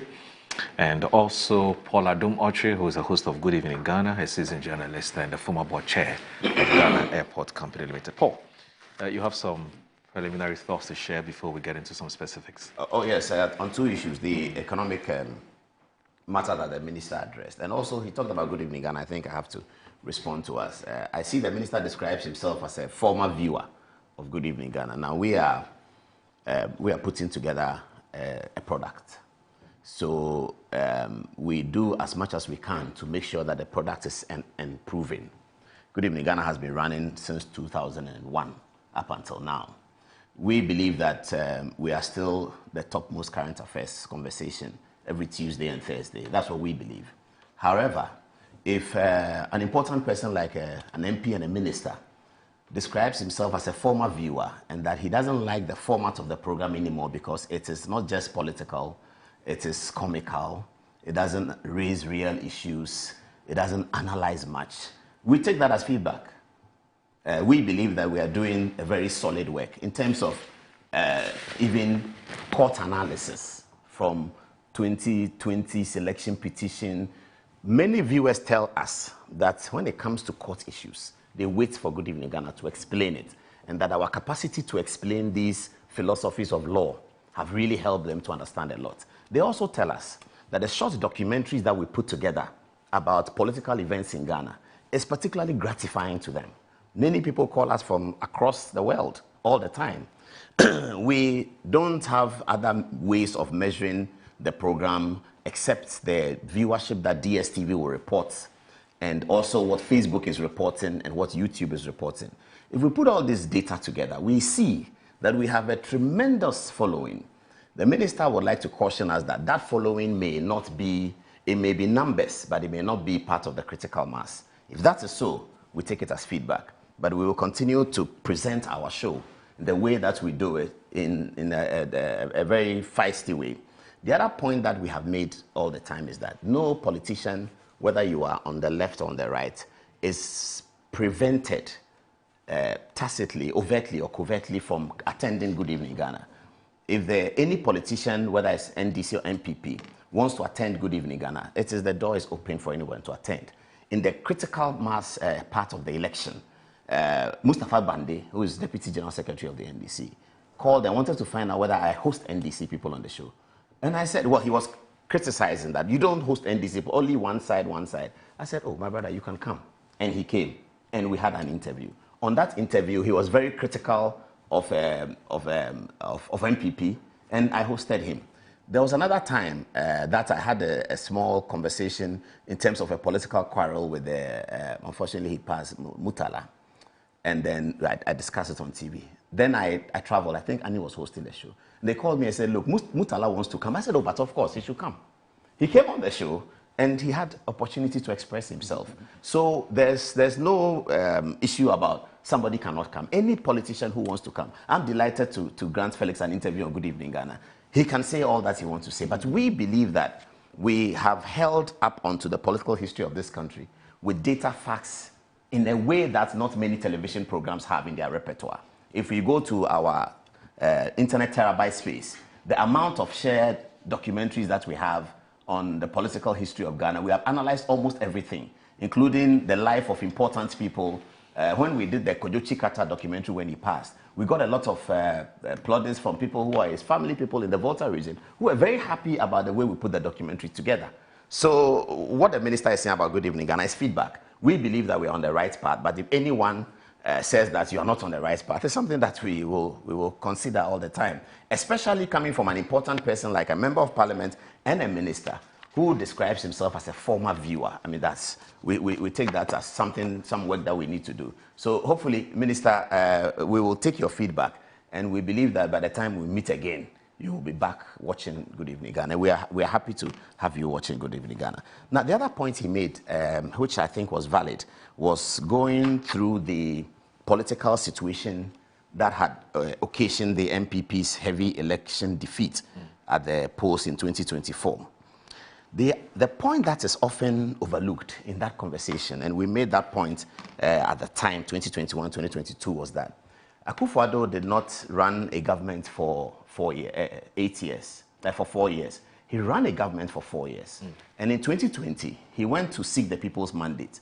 Now, if you look at the conversations of the 2020 election, in terms of the contest that occurred and what were the main issues of the contest, these ran down the economy issues were not part of the 2020 conversation. It was a part of the conversation that began in 2021, 2022, when the economy took a major hit. Now, I'll give you a few facts. For instance, if you look at the economy from the growth of Ghana's economy in 2018, surged to 8.1, 2018, 8.1 GDP. Okay, it was said to be one of the highest in the world. And then it plummeted to 0.4 in 2020 as a result of the COVID-19 pandemic. But some people may disagree, fair enough. The education, the government's investment in education between 2013 and 2016 was 20.7 billion Ghana cedis. Education investment, the John Mahama period, 2013 to 2016. That figure doubled between 2017 and 2020 to 40.4 billion. Now, if you look at one of the key indicators, which is inflation, for instance, or even the depreciation of the cedi, which is a very important conversation. Now, the depreciation of the cedi was 28.38% between 2017 and 2020. And that was a better performance from the previous 4 years of a 52% depreciation of the cedi, 52.65% depreciation of the cedi in 2013 to 2017. And Akufo-Addo in the ensuing 4 years went to 28.38. So clearly, as we say in football, when the game is different, a game of two halves. The Akufo-Addo administration was clearly a game of two halves. The 2021 to 2024 did not have any resemblance at all to 2017 to 2020. And there's a reason for that. Sometimes people will disagree with the reason. But he says Akufo-Addo's performance in that period was the worst in the political history of Ghana. He may say so, but he also has to recognize that Akufo-Addo's government endured the worst global catastrophe in the history of Ghana. It was Akufo-Addo's government. That was the government in charge. At the time, the worst global catastrophe never happened since the Second World War, occurred across the world. Every government in the world took a major hit of this situation. So it may be true that human failings were part of it. It may be true that the optics of the NPP administration were a big part of it. It may be true. It may be true that reports of a Cecilia Dapa $1 million was a major part of it. It may be true that Akufo-Addo's published relationship with traditional authority may be a big part of it. All of that is a big part of it. But the fundamental core of the matter is that the Akufo-Addo performance of 2017 to 2020 is significantly different from the performance of 2021. That can only be explained by the pandemic. Sometime this week, I saw a news flash about President Mahama referring to the pandemic and how the pandemic had cost African countries and speaking to the United Nations and urging the United Nations to recognize that African countries had been hit harder by the pandemic than other countries. So it's a conversation that we can have.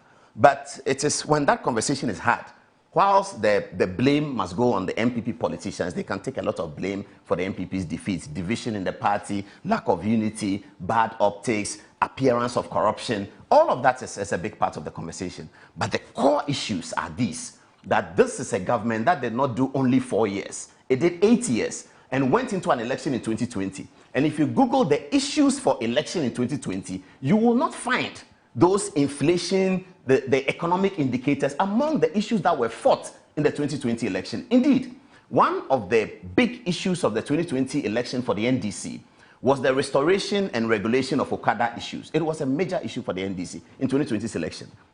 NDC did not win the election, and they came to another election. It was not a major part of the 2024 election because they didn't need it. NDC in 2024's election did not need to rehash the Okada situation and present it as an alternative to government because they had more than enough.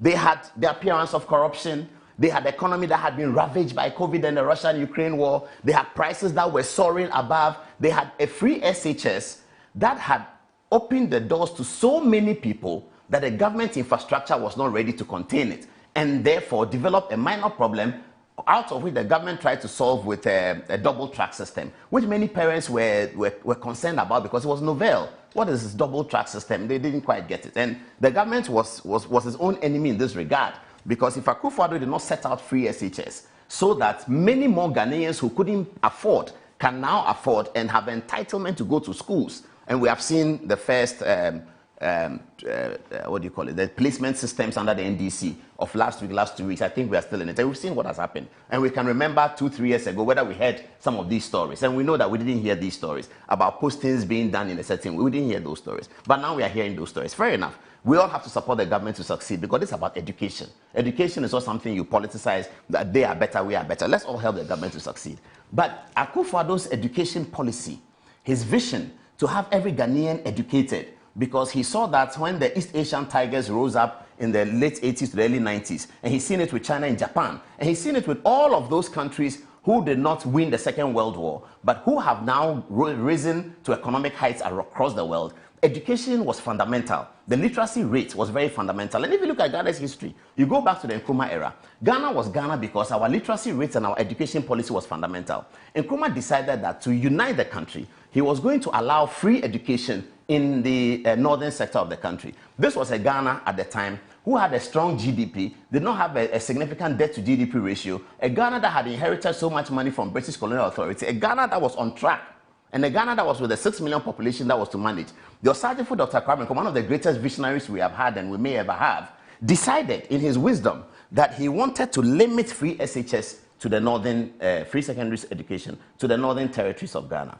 Nana Addo Dankwa Akufo-Addo rises up 60 years later and decides that if 60 years ago, Nkrumah did free education limited to the north, we must, as a country at this time, the proud star of Africa, open up free SHS to the entire country, which was a huge budget. He did. And it was going to create all these logistics problems. What happened? Kenya and Rwanda, Paul Kagame is thought about as one of the finest African leaders. Paul Kagame came to learn at the feet of Akufo-Addo and NPP government and has implemented free SHS.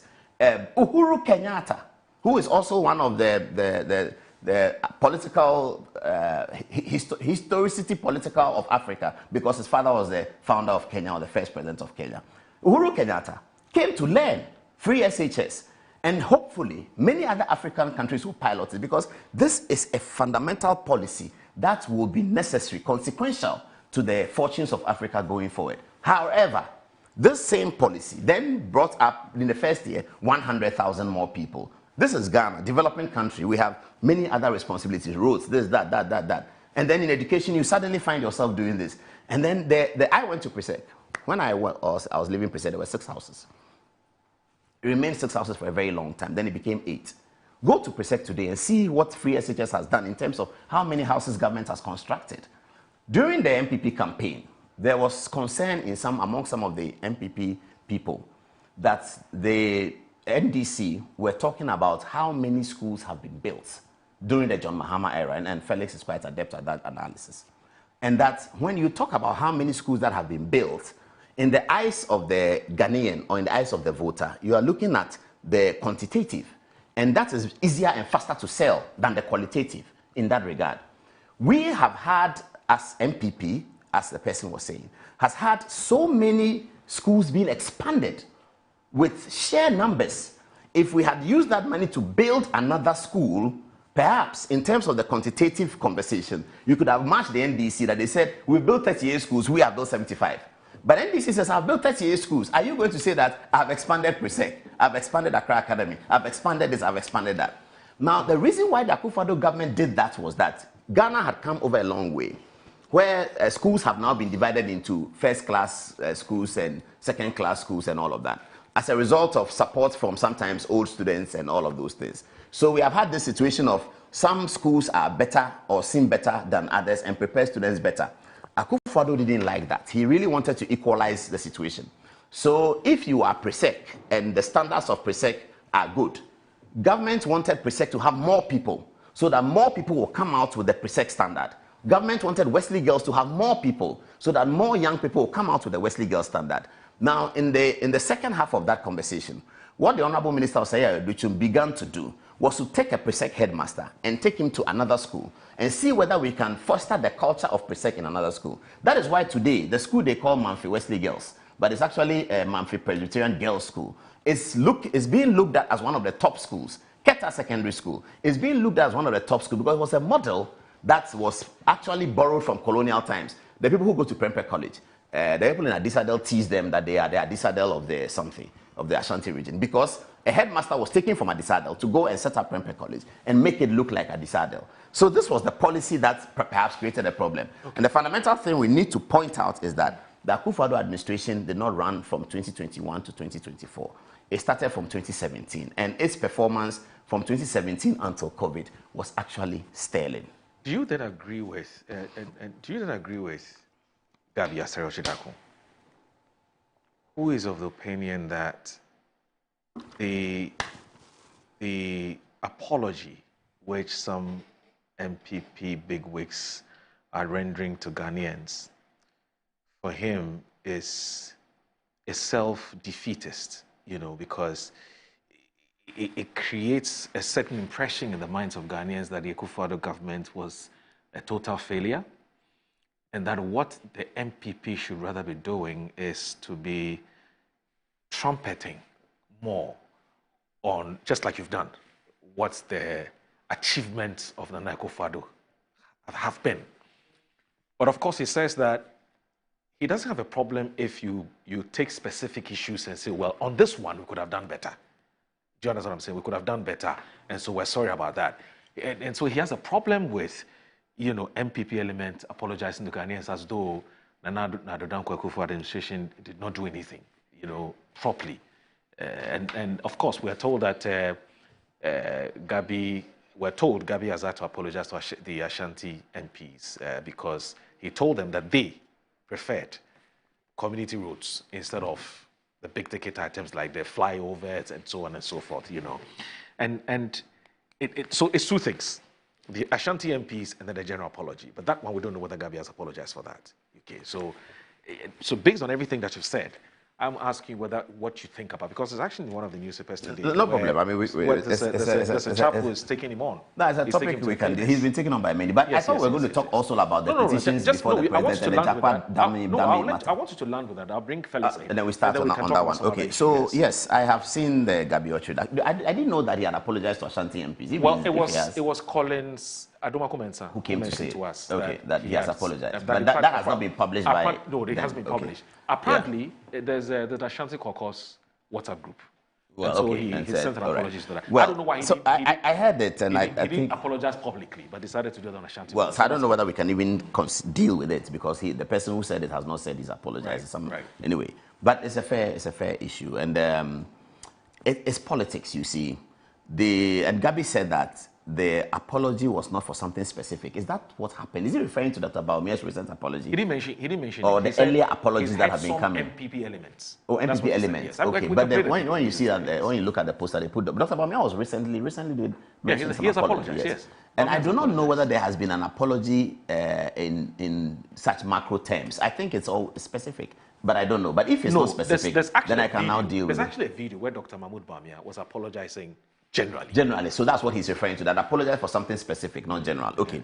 Now, it's politics, you see. This will not be the first time that any government that has left office has been told that apologize for the wrongs that you did. Because there have even been instances where some people have been in government towards elections and they have rendered apologies for things that have been done. So it's not really new to have politics and politicians being told that this one apology works. The critical thing is that he's right in saying the MPP should sort of champion what Akufo-Addo achieved. Now, during the campaign, the MPP found themselves in a very difficult situation. And the verdict has been cast that the MPP PR machinery was terrible. They could not even promote what their government was doing, and that they had allowed Minister Felix Ofosu-Kwakye and Sami Gyamfi to run them routes on the PR corridors of media houses. I think I have a different view, and I expressed that view to some people at the time. You see, when you are running politics, you are supposed to deliver resources to people. There's a saying that self-preservation is first for every human being. And the Bible talks about 3 needs of human beings: food, clothing, and shelter. If you have a responsibility to deliver something to people and you do not deliver it, and you are telling them, pointing something else to them, it's always very difficult. So PR people, for the purpose of election and politicking, will gather on Sunday evening and discuss what are we doing for the week. Okay, so NDC gather on Sunday evening. What are we doing for the week? In June 2024, they have so much on their plate. It's very simple. MPP gather. What are we doing for the week? They come out, okay, so we're going to say about how many people have been previous teachers has appointed, so and so and so, and they have something to say. They have quite a lot to say, because Akufo-Addo did a whole significant lot that we'll find out later, and I'll explain why we'll find out later. So MPP finished their meeting at 10 o'clock in the night. NDC finished their meeting at 10 o'clock in the night. They all go to their homes and wait for Monday morning. So NDC have deployed on Good Morning Ghana. MPP have deployed on Good Morning Ghana. Monday morning, 7:20, petrol prices have gone up. The MPP's case is dead. All the preparations they had on Sunday night is dead, practically dead. Because when I sit in my car, I'm going to work. I'm an MPP voter. I'm 27 years old. My father is MPP. My mother is MPP. My grandmother is MPP. I grew up in Ashtown. MPP is in my blood. But I'm 27 years old. I'm working for a bank. I live at Oyibi. And then I know on Friday that my weekly fuel is 500 cedis. Friday, I know that. So I've put my weekly fuel down. I'm very MPP. Then I sit in my car and National Petroleum Authority says petrol has gone up. What? What is this? What is happening? What is this? What is this MPP government doing? Akufo-Addo Kwaya Breno, this and that. Then I tune my radio. And then Felix is on Joy. And he says, Evans, have you heard that petrol prices have gone up this morning? That is what happened. That is what happened. So it will take a while for people to now see. And Akufo-Addo will not be the first person that this has happened to. It happened to Nkrumah. The events of the economic situation of the world from 1964, including Ghana's own situation, and when the coup occurred against Nkrumah and people were celebrating, it was about the price of milk, it was about the price of this, the price of that, prices have shot up. And so people always have that problem.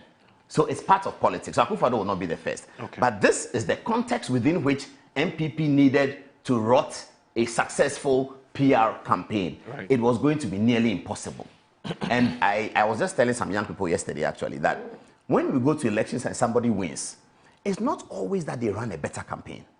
From sitting where I sit, in terms of my experience as a news reporter, I can clearly tell you that the 2000 campaign that was run by Professor Mills was better than the one that was run by Kufuor. Why? How is it better? Campaign coordination, how many places they visited, the information they have on the voter. It was better. Sometimes it has to be fueled by money. In those days, only government parties have money. Now we see that when there's campaign, both government and opposition have money. I'm very excited about that. That used to be what they do in England. And we're hoping it comes to Ghana. Now it has come to Ghana. 2008, I was close to the Akufo-Addo campaign. And I believe that the Akufo-Addo campaign of 2008 was a much better, sophisticated campaign than the Professor Mills one. Indeed, at the time Professor Mills had won the election, or at the time the results had gone into a second round, some of the Mills people did not even know that they didn't have the mechanism to find out that, and it was just the brevity of a few of them at the Electoral Commission, and I was there, Victor Smith, Rojo Metilnunu, Haruna Drisu, and others, who just had to showboat, and then the second round was pushed through, because the NDC did not really have anything. Right. 2016's campaign, I was observing Omani Boama and Felix and others, and it seemed obvious that they had run a much better campaign than the campaign that won, the Akufo-Addo campaign that won. So when people have won elections, it doesn't make them some superheroes that they were able to craft something significant, because those people who lose elections, they're the same people who win elections. Felix has won elections in 2024, but he lost elections in 2016. Johnson Asiedu Nkatia became the chairman of the party sometime before 2016 or so. He lost 2016's elections and lost 2020's elections. He lost 2 successive elections and won a 3rd. Okay. So if there have been 3 elections, he's won 1 and lost 2. Right. So when Gabi says that they should talk about the things Akufo-Addo is doing, that will emerge.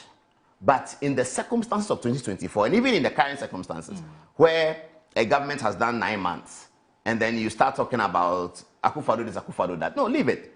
The government's performance and the people's assessment will be very obvious to everyone. Some of the issues have started coming up. Okay. If Cecilia Dapa has stolen the money, why is she still there? People are asking some of these genuine questions. And you heard the clip that you just played about Oppong Nkrumah. People are asking the genuine questions. So it's all about people. It is the people that grant victory to a political party. All right. I don't think it's so much the political party's workings or whether you were able to run your campaign, even though you still have to do that because there's a platform that you have to process. Right. Okay. So really, Gabi is right and he may also be wrong. I don't know whether he's apologized to Ashanti MPs, but if he had done that, then that's fair. All right. Felix. Well, on one thing, I agree with Paul. You see, and I have said it. I've said it on this your program many times and everywhere I've been, that for the most part, every election is a referendum on the incumbent. When voters come to a conclusion that the incumbent has done well, it doesn't matter what campaign you wage or which candidate you bring. That is why I am amused at the way that the MPP is tickling itself and laughing and thinking that merely because they hold presidential primaries 3 years to elections, they will have some advantage over the incumbent. It won't happen. It doesn't matter what they do. When President Mahama performs well, and the people of Ghana accept that he has, the NDC will be head and shoulders above anything that the MPP presents in the elections. And that is how it has always been, at least since 1992, when I have been observing elections. Every single election held in Ghana has been decided on account of the views of the people on the performance of the government, especially regarding the economy and nothing more. We speak about corruption. It's an important matter. But since I became politically active, I have sat in presentations of political research that the NDC and other third parties have conducted. Every one of them has never had corruption as the topmost item that decides people's voting patterns. It is always the economy. Even in 2016, in fact, 2012, when Akufo-Addo and the FPP made a lot of noise about education, the dominant thing for that election was free SHS, you remember? But the economy held sway because people assessed their living conditions and accepted that the government of the day had stabilized the economy and that the economy was in much better shape than they inherited. This was a period when the economy had grown in excess of 14% in 2011. Inflation had remained a single digit for 3 years and counting, and things were stable. So no matter how much noise Akufo-Addo made about free SHS, people still voted for the economy. It was the same in 2016. Despite all, and I was at the forefront of government communication. And you saw the effort that we put into marketing what President Mahama had done. Every child in Ghana could rattle off what President Mahama had done in every sector. But the people of Ghana at the time didn't think it was sufficient, especially regarding the economy. So they gave Akufo-Addo the chance. He came in and put up a performance that was absolutely atrocious, especially regarding the economy. So there was no way the people of Ghana were going to listen to anything they said. You know, sometimes communication is overrated. That's why I gave you an analogy of Bob Marley's lyrics. He who feels it knows it. You see, we politicians, all this hoopla we engage in, all the campaigns we do, lead to the creation of a certain content that we present to the electorate. The electorate then assesses it and weighs it against their present circumstance and make a determination. If you have done well in the economy, forget about the figures that you recite. It will reflect in the lives of the people, so they will see. Why? When you took people's money, 1.3 million bondholders, when you took their money and said you were not going to pay them interest and principals and that you were going to shave off significant portions of those, what amount of PR is going to countermand that? The man has lent you money. He expects that you pay him interest at an agreed time. And then when the principal is due, you pay. You don't do that. How can you convince him that you've done well for him as far as the economy is concerned? When the businessman goes to the Forest Bureau, and a few months before then, he needed 6 cedis to purchase $1. And today you ask him to bring 17 cedis. What kind of PR are you going to run that will convince him otherwise? So when Paul and some in the FPP say that Akufo-Addo did this, Akufo-Addo did that, and that the performance in 2020 was good, but the performance in 2024 was bad, and so when we are assessing him, we should look at only the 2020 performance. I don't know what they are talking about. Look, they gave you 8 years. Within that period, they expected significant performance.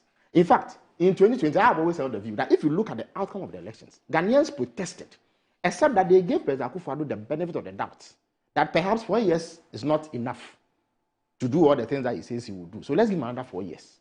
When they did that and found that he had grossly underperformed, they booted the NPP out in the most ignominious fashion. 1.7 million votes is the single biggest margin of defeat for any political party, at least since 1992. In fact, President Rawlings has the biggest percentage. He won by 58% in 1996, I believe. But in terms of raw numbers, President Mahama has had the highest. And it was primarily because of the underperformance of the NPP. That is how Ghanaians have always assessed governments. So nobody should delude themselves that bringing a particular candidate who has been on the ballot for 4 times would do the magic. Of course, it helps that you don't have to spend much on marketing him because you don't need to do too much advertisement because people know his face. But name and face recognition won't deliver results if the people think that you have failed. Now, on Paul's repetition of the hackneyed MPP excuse about COVID. COVID was a global pandemic. If you like, call it a global catastrophe. So because of that, the effects should be global. When you do the analysis, Ghana should be part of the average. But that was not the case after 2000. In fact, the reason why the economy took a downturn began to manifest from 2019. So you look at the figures carefully. A key indicator of economic performance, management, and prudence is the deficit. Right from 2019, the deficit began to rise. No, in fact, 2018, the deficit rose higher than what they inherited. It was at that time that we started cautioning them That no, you remember President Mahama's admonition to Kanu Foyata that the economy was beginning to heat up. They were both doing and said that they knew what they were about. That was when Bawumia was touting the credentials of the MPP economic management team. By 2020, things had come to a head. So we had a global pandemic. And like any other human being, when you are hit with a crisis, you adjust. Economic principles are not thrown out of the window on account of a crisis. It's an exogenous shock. But you factor it in your planning. By July of 2020, we had got a hang of COVID.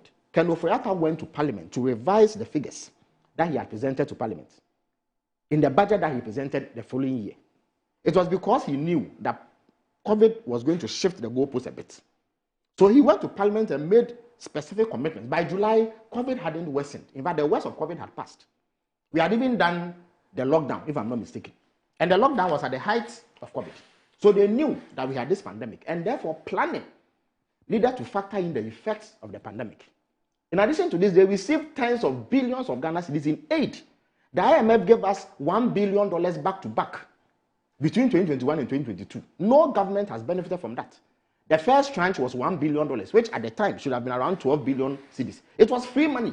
We in the NDC have not received $1 billion in free money ever from the IMF.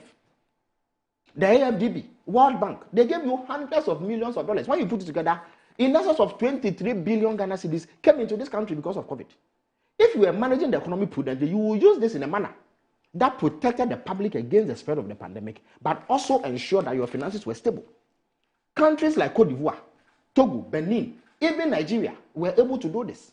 So at the end of the pandemic, when you assess their books, you found that they were within reasonable limits.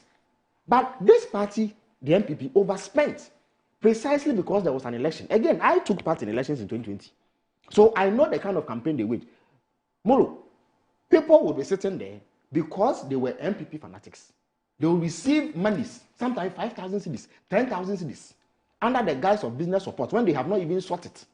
We all heard the vice chairperson of the MPP, Felicia Tete, say that because of the pandemic, MPP government sent them monies. Parliamentary candidates received 100,000. She, as a regional executive of the Northern Region, received 70,000. If you dip your hands in the public purse and share monies like confetti at the height of the pandemic, how do you expect that your economy will be sustained? Ken Ofori-Atta went to Parliament in July and said that he had previously set a deficit target of 5% in the 2020 budget. But because of the pandemic, he was going to do about 10%. Molo, he did 15%. This created a catastrophic void in our economy. So everything they did after 2021 was try to seal this hole. And the more they tried, the deeper they sank. And then when it became obvious that things had gone haywire and they needed to seek intervention, they needed to go to the IMF, they were all over the place. Ken Ofori-Atta was insisting that he won't go. Do you know how he went to the IMF? It was the governor of the Bank of Ghana who presented such a dire situation to Akufo-Addo that he didn't have a choice. He picked the phone and called the IMF managing director, that Ghana was finally going to accede to an IMF program. They should have gone to the IMF immediately after the 2020 elections. That would have given confidence to investors, who would then have had more patience with us and pulled their investment. Because they didn't do that and things were heading south, investors panicked. Moreover, the Bank of Ghana itself has published that in the space of 2 years, $6 billion left this country. When you do that, your currency will take a hit. That is how come our currency collapsed precipitously. So it was their bad economic decisions, the way they spent in 2020 as if there was no tomorrow, simply so that they carry favor with their party executives and the public. That is what led to the whole. It had nothing to do with COVID per se. COVID was a global phenomenon that nobody could dispute. And let me put it on record. I've seen Dr. Bawumia, Paul attributed his NP propagandists around with it, that President Mahama has gone to the UN to capitulate on COVID. He hasn't done so. Indeed, the video they show is a video of President Mahama at Harvard sometime in 2022 or so, in which he acknowledged the effects of COVID on all economies around the globe. But the paragraph that came right after this statement highlighted inherent mismanagement in Ghana as the reason why our situation was so dire compared to our peers in West Africa. Look, Moro, when they did the analysis, there were countries in West Africa that had debt to GDP ratios around 40% to 50%. We had 104%. They borrowed and squandered it on consumption because they thought there was an election. So what made the difference between Ghana's recklessness and the prudence of our neighbors was the election. They overspent. So they must admit that and refrain from making, indeed, they even added the Russia-Ukrainian conflict. But the Russia-Ukrainian conflict is on. It's on. Indeed, it's more likely that the Gaza-Palestinian crisis will be resolved earlier than the Russia-Ukrainian conflict. And yet, within the period that we've been in power, you've seen how we've managed this economy. The difference is prudence. You hear them shout from the rooftops that, oh, government is not spending. And sometimes they turn themselves into spokespersons for contractors. President Mahama has put in place such rigorous measures. Today, if you go to the finance minister with a proposed contract for some procurement activity, he will demand that you seek commencement certification, which means that he has to examine the prudence of that expenditure, its necessity, and the impact it will have on the economy and overall development before he approves it. And this has been established by no less a person than President Mahama himself. So he is exercising stringent oversight on government expenditure. And I've told you that we spent in excess of 100 billion already out of the 230 billion budget that we made. But the money has gone to critical sectors. He speaks about education and touts free SHS. I saw Oppong Nkrumah make a song and dance about free SHS. So you say that senior high school students cannot afford to pay 800 cedis and 1,500 cedis as fees. Because of that, you need to intervene across board and pay everybody's fees. True. But Paul also admits that because of poor planning, the system was overwhelmed. So that by the end of their tenure, the problems that had arisen had completely undermined the viability of that program. President Mahama comes in, and what does he do in the first 10 months? Before they left office, every day on your show, you showed gory pictures, harrowing pictures of students in senior high school eating food that, with the greatest of respect to everybody listening, even dogs in some homes today will not eat. Today, the situation is not like that.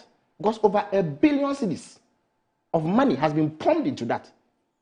Schools, through the association, CHAS, has been involved in the procurement, such that critical inputs that are needed to prepare food for students are bought by the schools themselves.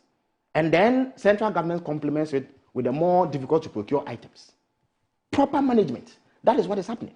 When you go to the tertiary level, those students who can pay 1,500, 800 cedis are then compelled to pay between 3,000 and 5,000. What have we done? 130,000 students, 130,000 students have had their fees paid for them at tertiary level.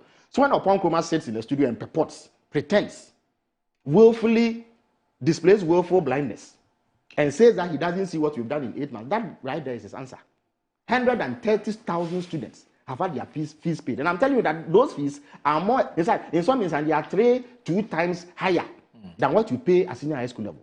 In addition to this, all the arrears they left, school feeding, for about 6 terms, they were not paying caterers. Molo, for about 6 terms, they were not paying capitation grant. What is the use of having an educational system if you cannot finance it? 6 terms, they were not paying capitation grant. Okay. Not only has capitation grant been increased, we've actually been able to pay and are current in terms of payments. Do you hear of school feeding agitation lately? You don't. Why? Because the caterers have been paid, including those who they contracted and refused or failed to pay, most of whom were their women organizers. Right. Look at the energy sector. In the last 8 months alone, $1.3 billion has been spent by this government to procure fuel. So when you go home and your electricity is stable, that is how it is being managed. Okay. When they were leaving, they didn't leave a liter of fuel. Okay. For this government, how were they even expecting that their lives to be on? They adopted a scorched earth tactic on that matter. Now let me come to the issue of the free, 24-hour economy that Oppong Nkrumah. Oppong Nkrumah is not on this show, Minister. No, but he has played his insect on multiple occasions. No. But it is something that. But I'd like to congratulate you for something. You know, this free SHS thing you are talking about, and I'd like to also congratulate Ghanaians in that regard, because Ghanaians have become very matured, and our democracy is maturing. This is the NDC who did not believe in free SHS. How so? This is the NDC. Stop right there. Stop right there. I'm on the floor. Stop right there. Okay. But now, no, stop NDC right is there. supporting Stop free right there. SHS, Stop. You see, again, which is what not you their expose, policy. What you expose. No, it's not your policy. No, listen. Is it your policy? No, listen to me. Listen to me. You see, we don't need to split hairs over obvious matters. Yes, so that's not a NPP's problem. Not a problem. Look, and the policy that you are supporting. In 2014, yes, the first steps in free SHS were taken by President Mahama. It is, in fact, when they came to power, they claimed that we had left arrears in the implementation of free SHS, even if it was progressive. That is an admission that we started it. If we hadn't started it, how would the arrears have accrued? Number two, was settled in 2022. It was not settled. It was about not, who brought free SHS. You still believe NDC brought free SHS? When you were speaking, I kept my answer. Please. But I'm interested in that. No problem. I'm also very interested. Okay. Paul, I'm asking you a question. Yes, please. Napo, who you wanted to become vice president, who you campaigned actively for, yes, says that when he became education minister, the NDC had left arrears of about 30 million or so because of the implementation of free SHS. These were Napo's words, and Napo was education minister. You cannot be more credible in education matters than Napo, who was there. I don't know why Napo would say that. Because the first time free SHS appeared in parliamentary hazard. I beg you. It's MPP. I beg you. Okay. Paul, yes, you please. cannot question Napo's locus. When No, it comes to education. I don't know what he said. Of course, you won't hear it. I no problem. It's not a problem. It's not. It's actually so I'm telling you, it's a fact. It's a fact that it can be tested. But the free SHS. But if you allow me to land, parliament. if you allow, you see, it doesn't matter where free SHS appeared. It does not matter where free SHS appeared. Yes. I know for a fact that day students went to school for free under the NDC, in terms of their fees and other payments. So the Minister of Education, in their bid to get back at us, claimed, in fact, one of the criticisms they leveled against Professor Nana Opoku-Agyeman when she was nominated as running mate. In fact, they gave their communicated speaking notes. At the top of that was that she had left arrears as education minister in the implementation of free SHS. So that puts paid to that debate. Number two, when you implemented free SHS and we were drawing attention to the obvious flaws because of the poor planning, which is symptomatic of NPP policy making, their response was that we were opposed to free SHS. In fact, Paul has tweeted it this morning. And then, from around 2020 or so, it became their mantra that President Mahama will collapse free SHS. Today, he is commending President Mahama for continuing free SHS. Yes, so it tells you about the vacancy of MP propaganda and how short-lived it often is. Today, no, he didn't say so. You said that President Mahama said he would review free SHS. And one of the reviews is how feeding is being managed. Everybody agrees that it's a much better management practice today in feeding than it was under you. Yet you said review. Highly educated people, some of whom had attended Yale University, Oxford, LSE, and what have you, say that review meant cancellation. Today, free SHS is alive and kicking. President Mahama has gone a step further to begin to introduce interventions in tertiary education so that the poor free SHS student from Abuenu in Abra Sebu Kamankese or Abosumayade in Abra Sebu Kamankese can have hope that when they get to the tertiary level, they are not going to be left in the lurch. President Mahama has done that. The poor girl in Fomaye, in Abra Sebu Kamankese, who stayed out of school because she could not buy sanitary towels, now has hope. Because 3 million sanitary towels have been procured, and she has benefited from same. So when you sit there and say that you've not seen what we've done in 6 months, you are only deluding yourself. As you've always done. Not you. I'm responding to general MPP claims. Echoed by Kojo Oppong-Kuma, who is a key figure for them in parliament. So that must be put to rest. The other issue that I want to tackle is this oft-repeated claim that we have not met the expectations of Ghanaians in 10 months. They raise oral, they raise galamsey, what have you. And more, I hope that you give me some time to address this. Paul can come in when I'm done. You see, the issue is that we said because of the pervasive nature of corruption, and more, on this show, you and your colleagues highlighted multiple instances of corruption. And coming into government, some of the things I've seen, including only last week, are mind-boggling. You know, the Auditor General is doing an audit into all the arrears claims that were presented to this government when we left. And eventually when he is done and he puts the report out, you will marvel at the sheer rape of the public purse by the MPP. So something needed to be done. So President Mahama says, look, we will implement a policy called Operation Recover All Loot. In other words, anybody who is deemed to have unlawfully touched public funds will be held to account. That was always going to be a lawful process, not an arbitrary extrajudicial process. It meant that, first of all, investigations have to be conducted. Once the investigations are conducted, a docket is built. In other words, the evidence is put together. then presented to a court to adjudicate. The person against whom these allegations are made is then given every opportunity under the law to defend themselves, after which the judge will make, or the court will make a determination about their guilt or otherwise. So we, the state, can believe that we have a strong case against Paul in the, what do you call it, the Christmas tree matter or the Frontiers matter. But Paul, by all means, must be given every opportunity to defend himself. That process takes a bit of time. So I can tell you for free, Moro, that since we came to power, over 80 former government officials have been invited by the security agencies, NIB, which used to be called BNI. These days, you don't know where the NIB came from. You confuse it with the bank, but they are called NIB. I think they should just revert to BNI. What is NIB? Well, I'm not too big on reversion, but anyway, that's another discussion for another day. The police CID, IOCO, FIC, and others have been actively involved. 80 people have been questioned. Some of them have been granted bail. It's not all the cases that are highlighted in the way that Paul's arrest by the OSP is highlighted. So you may not hear about it. Some of them are just about to be taken, others have actually been taken to court. Look, this government has taken people to court earliest than any other in our history. As I speak, there are about 7 people who are standing trial. The Edubuayin case, the state is calling only 3 witnesses. 1 witness is done. They were actually doing cross-examination when the judicial vacation came on. There's nothing government can do about that because the judiciary is an independent arm.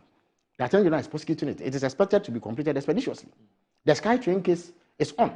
Only last or this week, on Monday, I believe, Wontumi and 3 others have been put before court for their involvement in illegal mining in Ogalamsey.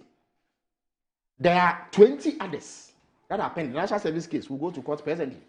There's a case we call Rumble in the Jungle, where the Attorney General may brief on sometime next week. Okay. That one too is due for court.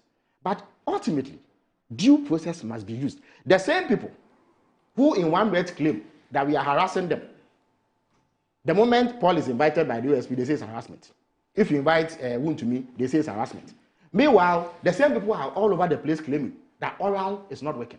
Oral was never meant to be an arbitrary process. It was always going to be done under the auspices of due process. That's precisely what we are doing. The Attorney General is being meticulous. When they put that docket together, it will be hard to punch holes in them when you go to court. You see, forget about what they say in the media. Forget about what they say in the media. But when you go to court, that is where the real deal is. So I can assure all viewers that President Mahama is strictly monitoring the implementation of oral. And nobody who has taken anything that does not belong to him or which belongs to the state is going to go scot-free to the extent that evidence is established. The cases are many, so you have to go through it with a fine comb. So the commitment remains. It is eternal. And it does not extend only to political opponents. President Mahama has made it clear that if you are a member of his government and you get into trouble as far as corruption is concerned, don't call him because he will not pick up if it relates to seeking his intervention in that matter. And all of us are aware of it. He's told us in no uncertain terms. So that must be placed on record. The other issue that I wish to tackle is Galamsey. You see, before you go to Galamsey, we'll come to Galamsey. As a topic. Okay, all right. If you have a follow-up, we haven't done the petition, so but can I just respond to? No, that's my let's do this. But can I respond to this very quickly? Respond to him. When you're done, we'll take a break. When we come back, we'll do Galamsey. As a news reporter, I've been looking at this issue of NDC have not performed under oral and all of that, and I didn't quite take it seriously because I agree with some of the things that she said. It's a procedure, and it's a process you go through to achieve these things. So when a government comes to power, and looking at reporting on government, it's happened all the time. In the first NDC administration post-2000, the Mills 2009, there was a lot of issues on Betty Moldidriso. It eventually led to her shifting from Attorney General's department because I was concerned that prosecution is not going on. During Gloria Kufu's time in 2017, there was again the concern raised that because of the campaign we wage, and I'll deal with that campaigns, when we're talking about how communication alone cannot win an election. The campaigns we wage, we come in and then the people are demanding. So I was just looking at it as one of those things. But I was struck by the event of the NDC Lawyers Conference, where no less a person than the General Secretary of the party expressed his personal worry about the way oral was progressing. And he pointed fingers at internal corruption. That is when I looked at it, I said, then perhaps there's something to look at. Fifi Kwete, the General Secretary of the NDC, told NDC lawyers that he is aware of NDC people who are cutting deals with those who are to be prosecuted. And that if they don't stop those cutting deals, which is hampering the process, of achieving oral. He said attempting to. Yes. He didn't Then say he they would. cut, he said They're attempting to cut deals, and he knows them. Yes. He says he knows them, and that process is hampering the oral realization of oral, and that if they don't stop, Fifi Kwete, the general secretary of the party, will call them out. So that gave me the first indication of perhaps what could be the actual reason why oral is being hampered. Very different from the political conversations that I had and MPP taking advantage. No, I'm not interested in that. I've seen that happen so many times. I don't think that the NDC is doing something wrong. But when the general secretary spoke in that manner, then I felt that, wow, we do have a problem. But I don't know where that matter is now. Now, on the campaign... No, I'll come to you in a minute. So, on the campaigns of the PR, the performance of government, which is really what goes to the polls, it's true. The other thing that we are noticing, which might make political tenure difficult for any government, is the extent to which opposition take advantage of certain things that they may clearly be aware that is not the doing of government as such. But because you are in government, they pin it on you. And then when they come to government, they create high expectations of how problems like that can be solved. And that then eventually affects the government. If we are not careful, we're going to be running four-year terms, because if that's how we're going to run our campaign, it's going to be very difficult for any four-year term to go to the polls and indicate among the 10 boxes that we had to tick, we have been able to take 3. We have not been able to take 7 because of this and that. If the opposition agrees that yes, you have ticked 3, the 7 you haven't taken, we think that 5 you can't, but 2 you can. But if the opposition runs amok on a topic like Galamsey and say that Galamsey is at the footstool of the government, Galamsey is a problem President Akufo-Addo can solve in 1 week. Galamsey is a problem where you need to declare a state of emergency. When they are aware that they are merely taking political advantage of a bad situation, they are aware of that. If we don't stop that, and every opposition can take advantage of government of every bad situation in Ghana, even when we are aware that this situation, dear, it is not government, but we want to take advantage of it, then we are going to have difficulties in running the show when we come to power. And that is why for the 10 months in government, if you look at the economic indicators, Felix is right. NDC's economic indicators look okay from January to now. If you look at prices, some prices may have gone up, but it's not significant. There is not significant doomsaw or very little or no doomsaw at all. So the NDC should really not have a difficulty now. The difficulty the NDC is having is a question of trust on the single subject of Galamsey. That's really the difficulty confronting the NDC. If the NDC had not run Galamsey amok as part of their campaign of 2024 and had recognized the efforts being made by the Akufo-Addo government and recognized that this Galamsey problem is not really a government problem, and people came on Good Morning Ghana and Sam George and others say that Galamsey can be solved in 1 week. It is President Akufo-Addo who is doing it. It is MP people who are doing it. And the citizens agree. They hear them and they believe it. And then they vote them into power. That is when they are having this concern just in 10 months of office. And President Mahama now says state of emergency, which was said by some of his lieutenants as being the solution to the problem, the real proper solution to the problem. That state of emergency may not come. MPP apologists will tell you that President Mahama's efforts to fight Galamsey is merely rehashing everything Akufo-Addo did, which didn't work. So these are the points I want to make. I think he wanted to refer to something. Again. So Felix, I beg you. We need to take a break. We need to take a break. We'll take a break. This is Good Morning Ghana on the Metro Television. Now, I've been told that management has granted us an extra 1 hour so that we can deal with the other issues. And so we're grateful to the management of the Ignite Media Group, Von Bakustein. Thank you very much for that. And so we'll take a short break, and when we return, we have a lot to talk about indeed, as Galamsey. There's also this issue, and I'm going to raise this issue because I know the relationship that Paul Adomotri has with the former Attorney General. They're very good friends, and so I'll be very interested in finding out from him what exactly is happening between, Daniel Furiata on the other hand, who has petitioned the CID to look into some matters concerning a certain Supreme Court judge, that's Justice Yoni Kolendi, and then also the Jakpa himself, who has petitioned the CID to look into some matters relating to the former Attorney General. And so we'll try and look at that issue. And also there's a matter which has been trending since 5 a.m. today. Someone sent me a link, and it has to do with a gentleman who is of I believe, Colombian heritage or so. I would have to check on that. But he is being deported to Ghana. You've seen the picture. And the American government says they are bringing this chap to Ghana. And meanwhile, there's a chap who the Trump administration says that he's a bad guy. And we will find out from Felix Kwasi what he knows about this story. And it situates very appropriately or correctly within the context of this deportation matter which came up some time back, that government has sought to explain why we have accepted those West African nationals. We want to find out whether this is also part of the package or this is an entirely different matter. What does government know about this? So we'll take a short break. There's more to come. It promises to be more and more interesting on Good Morning, your favorite Good Morning Ghana. Please don't go anywhere.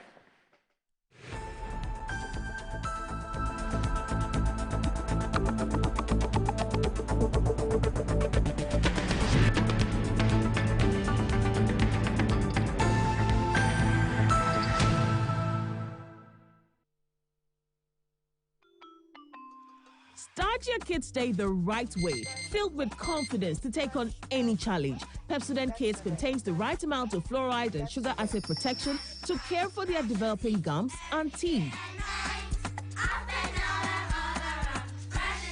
Grab either orange or strawberry so they brush with the sweet flavor they love morning and evening. Pepsodent Kids, giving your children a bright smile for a brighter future.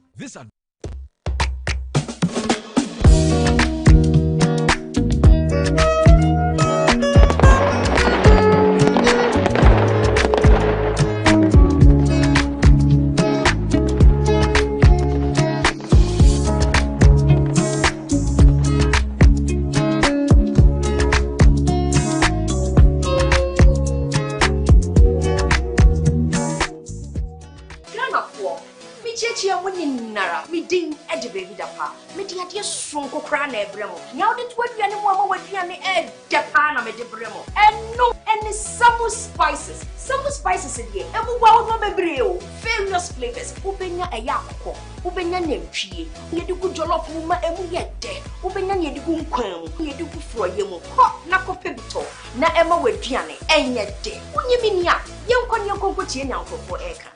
Down with your communication talk, you all enjoy Uduba, that Samu spices. What in the essence don't fight.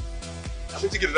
Samu spices in a Sabi, Daddy so say. Samu spices, Moon Samu. Samu spices, Nyama chicken. Samu spices, yes, in Sanaka in Kitswa, measure 10 grams. Your chicken, spaghetti, garlic and ginger, stew, and jollof, and the flavors of Bebre. Samu spices, yes, Saka. FDRJ Jadien Kratoyatum.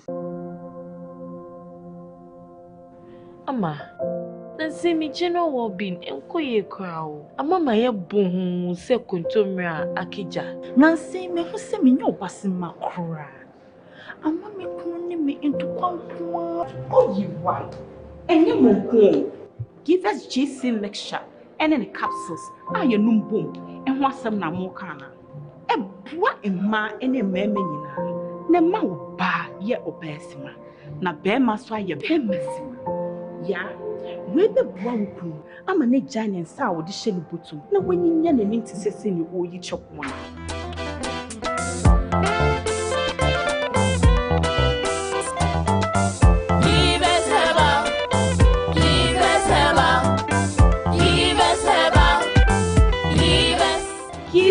GC mixture and then a capsule. A pin for a batter, one more menu for one and Quadawi if you do me. Yes, next. Hey, Nadia Benson, as some more.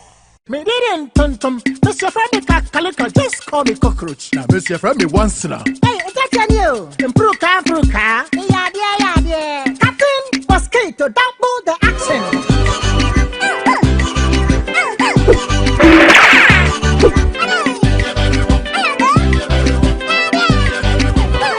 Maybe this Sasso spray. Mr. Freddy Sasso quell. Yeah, go to my Sasso.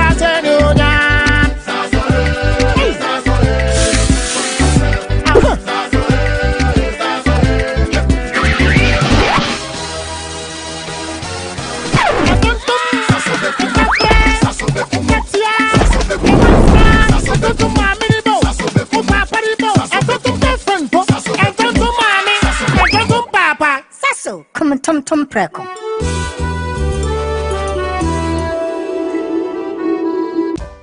In my line of work, a confident smile is everything. Kel Charcoal Toothpaste keeps me on top of my game and ensures my smile is always radiant and bright. With the tiring nature of my job, we spend several hours under the scorching sun. To keep our teeth white and our breath fresh all the time, we use none other than Kel Charcoal Toothpaste. Kel Charcoal Toothpaste. You're on a Kessie and in a kit one.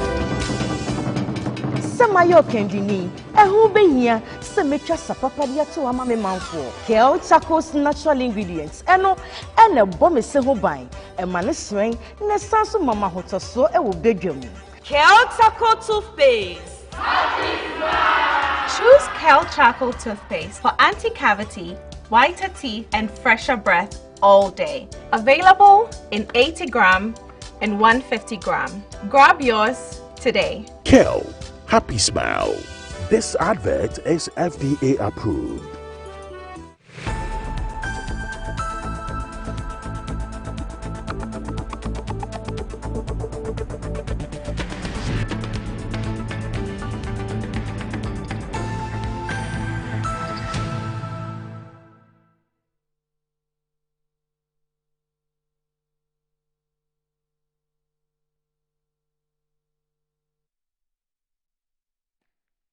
Yes, you're still watching Good Morning Ghana on Metro Television.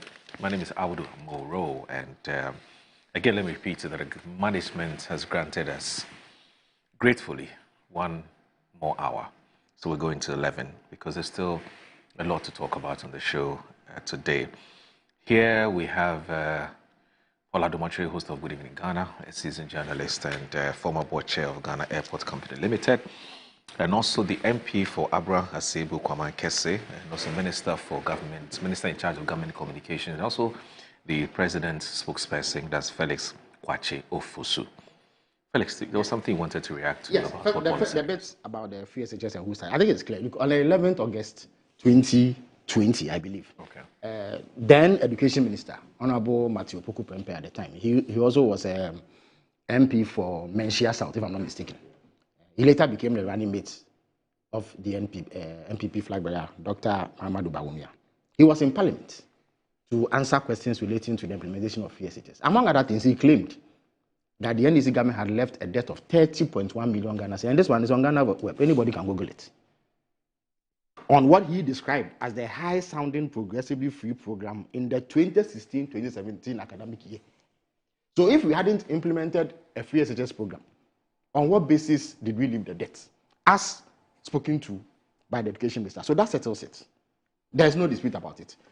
Number two, the bit about settle the NDC started free SHS. Oh, that's what your own minister has gone to Parliament to say that we left a debt. How can we leave a debt over something we didn't implement? That's a question Ghanaians can answer. But yeah. if that's he answered it. The minister himself answered it. So the NDC started free SHS. I'm saying your minister, the one that you found credible enough to make your running mate. You wanted to become vice president. He's gone to Parliament, and it is in a parliamentary answer.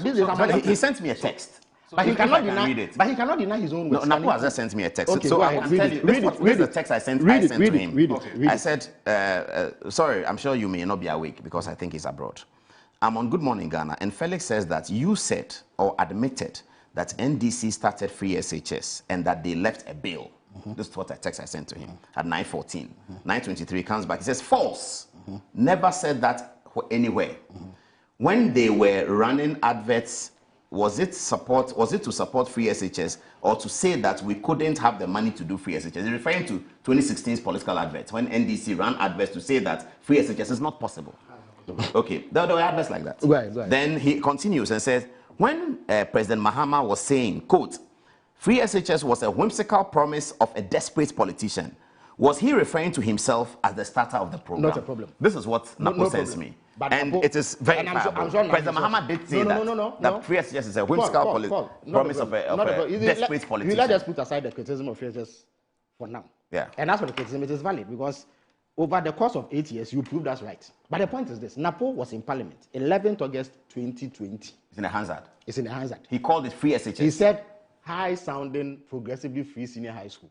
For 2016-2017 academic. Was that how the NDC called it? Oh, no. Progressively free something? Yeah, that's what we called it. Okay. That is what we called it. Okay. And it was limited to day schools? Yes, Napo said we left a bill of 30.1 million Ghana cedis. In fact, this is something that MPP propagandists repeated when Professor Opoku Agyeman was elected. As recently as 2024, when she was nominated as President Mohamed Swanime, they repeated it again. It was part of their speaking law that they should say that among other things, she failed because she left a debt of 30.1 million as education minister for the implementation of progressively free high school. Okay, fair enough. So it's something. I think he's responded. See, this is where I see the problem coming from. Whereas the NDC deems what was launched in 2014 as free SHS. SHS. That is what it is. The NPP does not want You see, to it doesn't matter what acknowledge they deem it. that. No. I'm not saying my issue is not whether what the NPP is saying is true or not. I'm telling you, I'm saying this is the basis for the clash. Of the confusion. You see, there's no confusion. You see, you can have a clash. There's no confusion. The NPP till today, there's no confusion. It's refusing to accept that the 2014 what was launched in 2014. But the NPP launched a campaign in 2016 for free SHS, and they were told that it's not possible. No, in fact, they did this in 2012. Ghanaians agreed, they voted against you. Yes. So 2012, no free SHS was no problem. In 2012, free SHS was big on the agenda. You can say what you want outside Parliament. When you go to Parliament, because it is a House of Records, and that you stand the risk of being held for perjury, you are compelled to tell the truth. Yes. The truth is that the education minister went to Parliament to say we started progressively free senior high school and we left a debt of 30.1 million. Fact. But the truth is also the NDC ran campaigns to say that which no, was rolled SHS is not out. possible. That which was rolled out. Yes.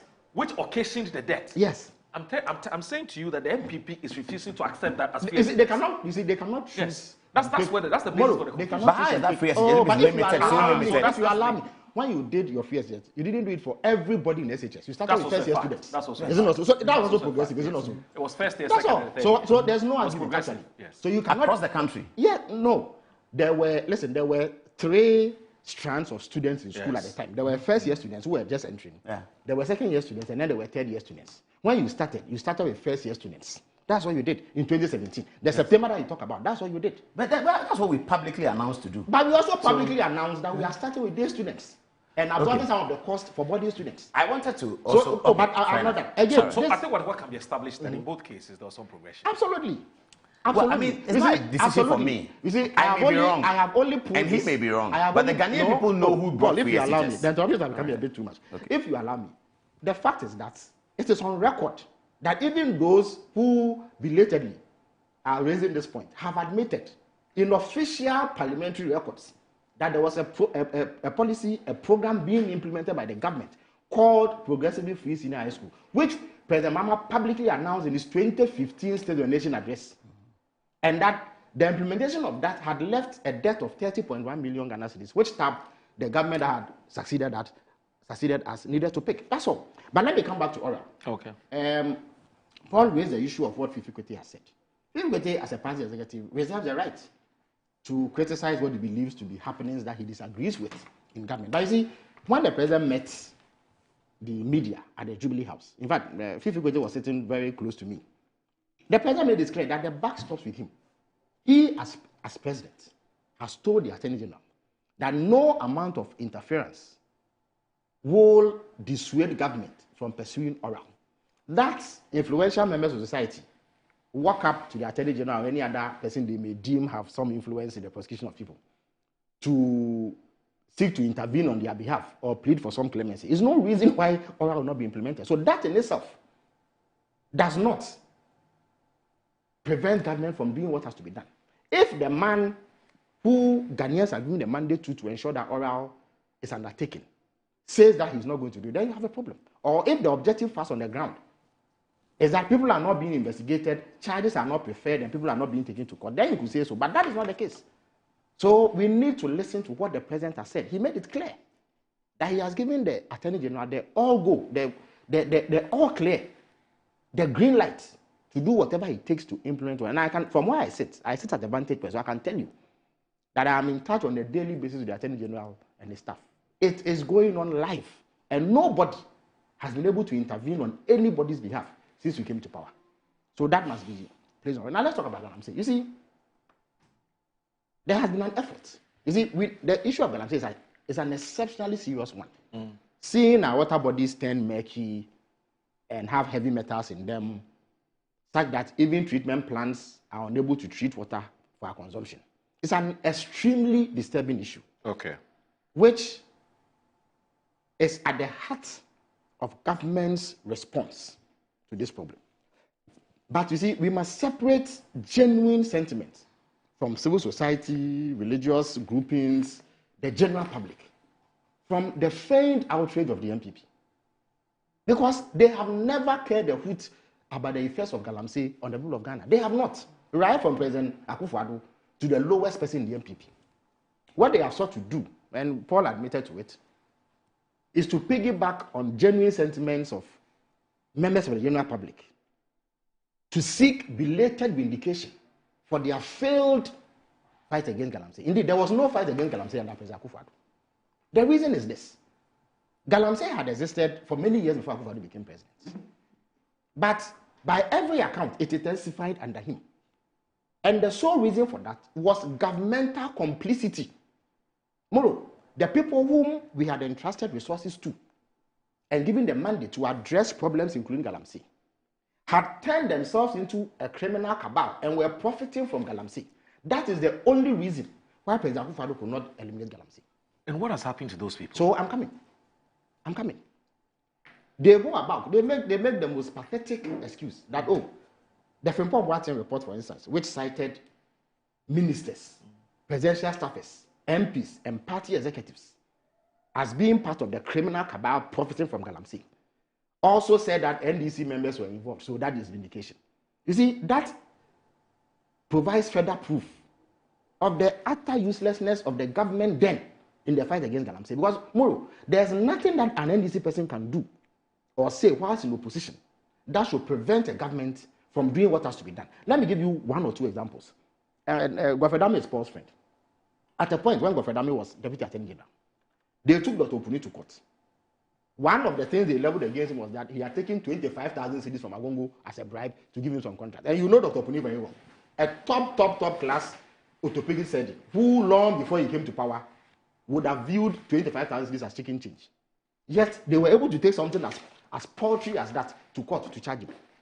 Our national chairman, Honorable Samuel Olufosu, in the wake of the Ayo West Ogun violence, convened a meeting to discuss the party's response. Somebody took a recording to the Attorney General. They charged him for attending a meeting and discussing possible responses to violence that the government of the day had sponsored against NDC people. So if mere words at an NDC meeting could occasion prosecution, why should we not dismiss the claim that Professor Frimpong Boateng said there were NDC people involved in Galamsey, so they couldn't do anything? The reason why they couldn't act is that they had abused the mandate and resources of the people of Ghana to acquire illicit wealth through Galamsey. People in government, top-level executives. Look, Professor Frimpong Boateng again is on record. He is captured on tape saying that Galamsey was a key source of financing for the MPP. And we all were involved in the campaign of 2020. And we saw how lavish that campaign was on the part of the MPP. And we knew that those resources could not have come from traditional sources of funding for campaigns. And that something was clearly amiss. Professor Frimpong Boateng provided that missing piece of the puzzle and said that it was from Galamsey. So if you had a situation where the government was complicit, there was never going to be an active effort to rid this country of Galamsey. President Akufo-Addo was immobilized because he knew that that was how his party was financing itself. The situation is not the same. And you see, Moro, in order to carry out an objective analysis of the situation, and I've already expressed government's absolute concern about the situation, you need to look at the situation as we came to meet it and compare it to what we inherited, compare it to what exists now, to be able to say whether there has been an improvement in the fight or there has been a relapse. So that the MPP's feigned outrage is isolated for what it is. When we came to power, you see, Galamsey takes place in 4 places. There are pristine forest reserves. There are river bodies. Then there are normal communities that do not fall within any of these 2 catchment areas. And then there are roadsides. When we came into power, out of 288 forest reserves, which have been codified and should be under the protection of the state, 44 had been impacted by Galamsey. Out of these 44, there were 9 that the government of Ghana could not possess, could not enter because armed bandits, many of whom had been recruited by elements within the Akufo-Addo government and the MPP party, were protecting Galamseyers. The Forensic Commission were basically toothless. They couldn't do anything about it. So a part of Ghanaian territory had been taken over by bandits engaged in Galamsey. That was what we came to meet. As I speak to you tomorrow, all those 9 have been repossessed by the state. In fact, when we repossessed it, and the troops that carried out the action left, some bandits attempted to go back. Within a day or two, Colonel Boa and his men had rounded them up. As I speak to you, they are in police custody, awaiting prosecution. So if you had a situation where 9 forest reserves were under the custody of armed bandits, and today they are in the full possession of the government, that is clearly progress. Is that not so? So when we say there has been progress, we are pointing to empirical evidence. The second point is that when we came, there appeared to be no coordinated effort to deal with Galamsey, because the people who were charged with that responsibility had a vested interest in the trade and were profiting from it. So what did we do? Immediately we set about putting in place systems to ensure that we fight it in a coordinated effort. So there came NIMOS, led by Colonel Boa, who has under his command hundreds of troops drawn from the military, drawn from the police service, and other security. They even have an intelligence wing that goes ahead of them and carries out reconnaissance of the various places where Galamsey is taking place, and inputs the information back into the operational strategies of NIMOS. So before long, we took over the 9 forest reserves that the NPP had ceded to environmental terrorists. Then we began a sustained campaign to raid the other places within the 44 areas where Galamsey had been impacted, and the riverine areas, from the activities of Galamseyers. So what did we do? For over 2 to 3 years, all the NPP could manage were 800 arrests and 35 prosecutions. In the last 9 months alone, 1,400 people engaged in Galamsey have been rounded up. And I'm sure that in the last few weeks, even this number has gone up, because this is as of last month. Only in the last few days, they've rounded up hundreds more. The Attorney General, at the encounter that the President held with CSOs on the matter of Galamsey, indicated, and in fact, I was in Cabinet on Tuesday, he laid a document which is going to allow for the creation of tribunals where these Galamseyers will be prosecuted expeditiously. Because after arresting them, you need to prosecute them in order for them for it to serve as a deterrent. Moro, you were here when Professor Pimpon told us that excavators that had been seized under the NPP had been stolen and shared amongst party chieftains. That is no longer the case. As I speak to you, there are in excess of 500 excavators under full military police protection that nobody can have access to. They have been seized. Some of them actually have been immobilized and destroyed. They are beyond repair, so you can't do anything with it. There's a certain contraption called a chamfang. They join multiple parts of other machines together, and they put it on a riverbed, stir the riverbed, and that is what generates the turbidity and the pollution that we see in the river bodies.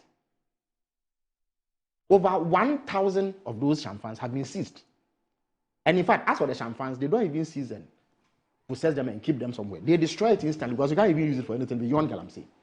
They destroy them. Similar numbers of water pumps have been retrieved. I have seen cache of arms that Colonel Boy and his men have seized from the armed bandits who ran riots under the NPP and held sway and took over portions of Ghanaian territory in forest reserves that they have seized.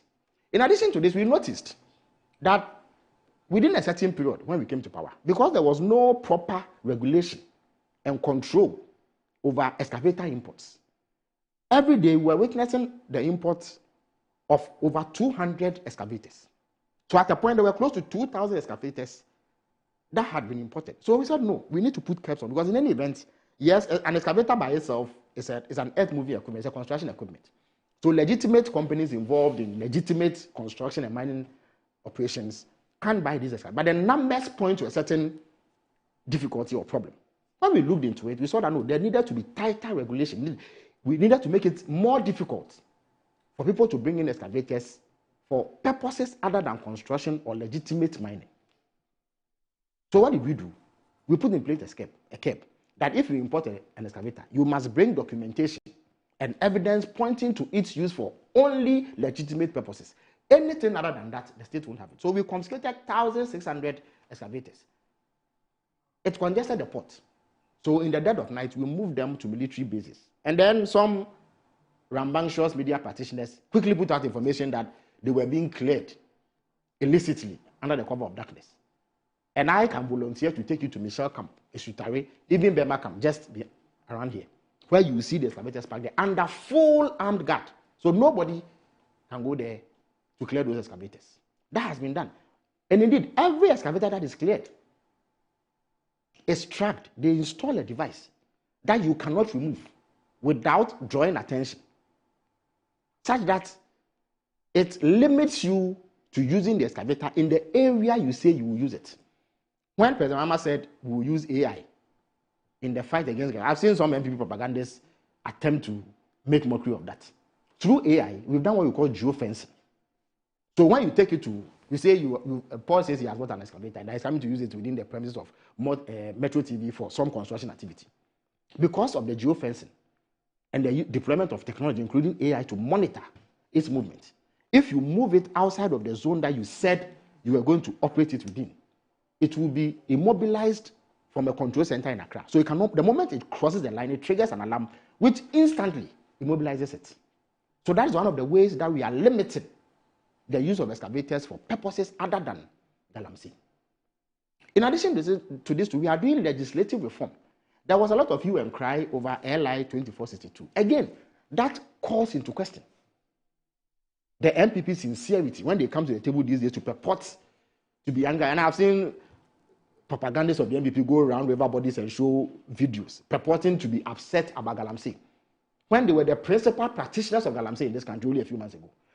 One of the things that happened was that government, there were regulations that governed how mining was supposed to be done in forest reserves or anywhere else.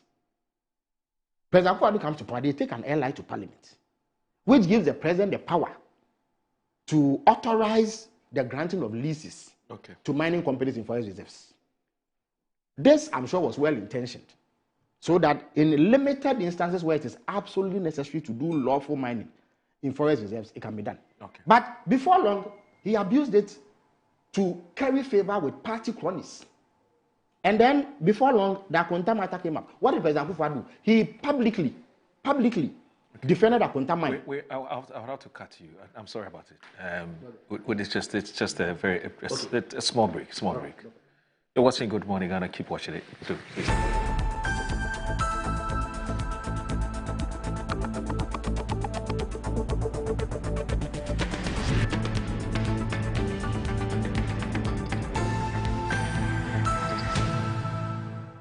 Enua victory garlic mixture na wati ni bi na ate say na eduro ni tie na no pasem ne say eduro we adwuma ye titiri pa ne say ebeboa ananna ne srade e wo ni badua ni muntin mu ama ohun atọ kura ye di kan obabi wo ho a okomfikyiri a ema eduro awu hia ye victory garlic mixture ebi kura wo bekọ a ewie wo ansa na ba ye victory e na wu hia wunya victory no ma na busumi biara ubenya ufikyiri akwa empa ho kura eno de akira obi wo ho ani ti ne te dwa no obi wo ho ye adwuma kakra bia no abrɛ na nakoma bɔ ne periperi ni nyina ye mogya entimi mfa akoma no nkɔ adwen mu eno ne kɔfa saa de ne ba ɔdɔfo mesrɛw so wo ho na wonsɛm ta adwew ebia wonsa no sei ana wonam ro mu na esi fam no kura adwew ana ayatofo sɛ de yɛde fom ato mpagoa mu a ɛyɛ victory ɛna me kan fama wo unum victory asa no ma ye bobɔ so nyina no ebegyae de ɔtɔ hɔ anadwo a wentini na wohia victory emframa nyankopɔn de ama yɛn sɛ yɛ nhumi wo de wo nhumi a na wo tie so o bra ɛyɛ victory ɛna betimi aboa wo ye wo bi wɔ so a wo hɔ ana ne yɛ mahye no a obia na ne ka obia nya ne hwe obi wɔ so na koma bɔ ne periperi ni nyina mogya ne ntimi ne afusa ne ye wo ni padua no ɛdura wunya yɛ victory garlic mixture de watwa bra ya bia ya na asem kokodue ne nam no no ye ne basa ɛyɛ victory ɛna me kan fo wunya victory bi no a ɛbɛboa wo sɛ doctor de wato aduro so sɛne a wobɛtumi anom victory na ka waduro wo nyina ne sɛ waduro no na abɛnom a meat aduasa no anom we so na abɛnom a no anom victory no so akyi meat aduasa wo yɛ ne sɛ bibia bɛde kama ama wo sɛ wo nase tata wo yɛ agya ho adwuma a mesrɛw adura me kan fo ama wo yɛ victory garlic mixture mesrɛw nipa ne bia bia danse a yɛpɛ sɛ yɛfa wo ma danse na tie na sɛ wo so kɔtɔ a wobɛnya saa danse korɔ no a ntwe me nyini pa me mpedwan me ntumi ni di me yare so me na ko be 12 years ni ma num nduro kan mojeduro 5 minutes de trim matutu ana say na me TV hu ntumi na me hwe na mu say omoto nduro bi esi victory herba victory garlic mixture ne me ntoduro sa ba moduro no asa moduro no eye papa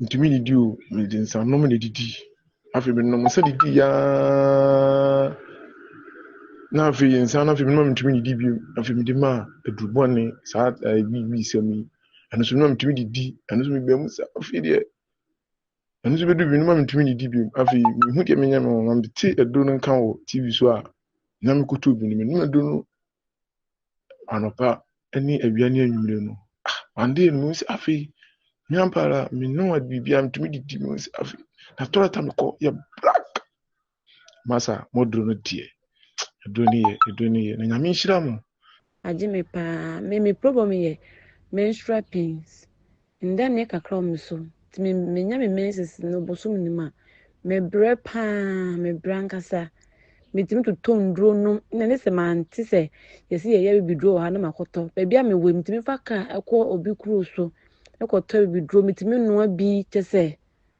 na victory ni dey in fact I don't know minim die wo mu die me ko tobi me tie advert no TV so sada na me sorry anwumre na me ko toye na dana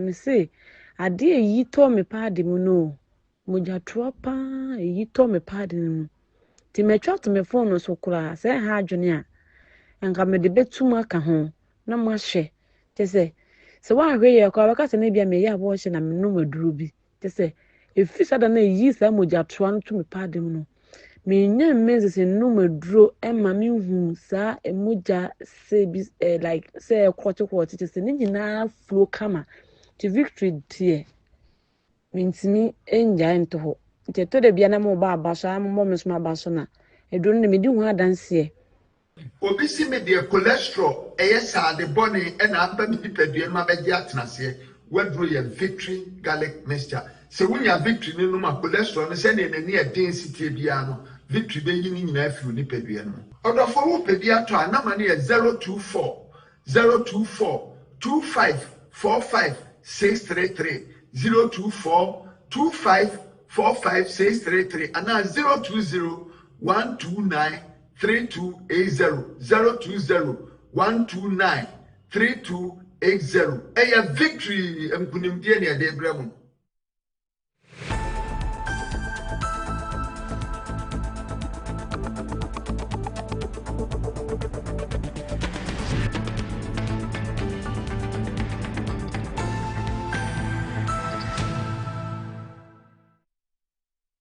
Yes, you're still watching Good Morning Ghana on Metro Television. I'm here with the Honourable Member of Parliament for the Abura Asebu Kwama Kese and also Minister in charge of Government Communication and also the spokesperson for the President. I'm talking about the man Felix Kwache Ofosu. He's here with us. Paul is also here, Adomotre, who is the host of Good Evening Ghana. Felix. I was in full flight. Huh? Yes, so I was making the point about this LI 2462. Yes. Of course, the MPP again. They've joined the fray, demanding the repeal of the LI and saying all manner of things. Okay. So this LI was intended to regulate mining activities within forest because in the last 30-something years, I think 38 years, since 1987, we've given 20 mining leases to companies that are supposed to do lawful mining in forest reserves.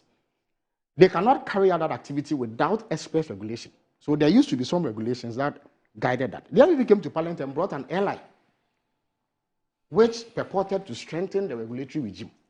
Then they inserted a clause that enables the president to grant mining leases to entities to do mining in forest reserves, places that were hitherto protected by the state.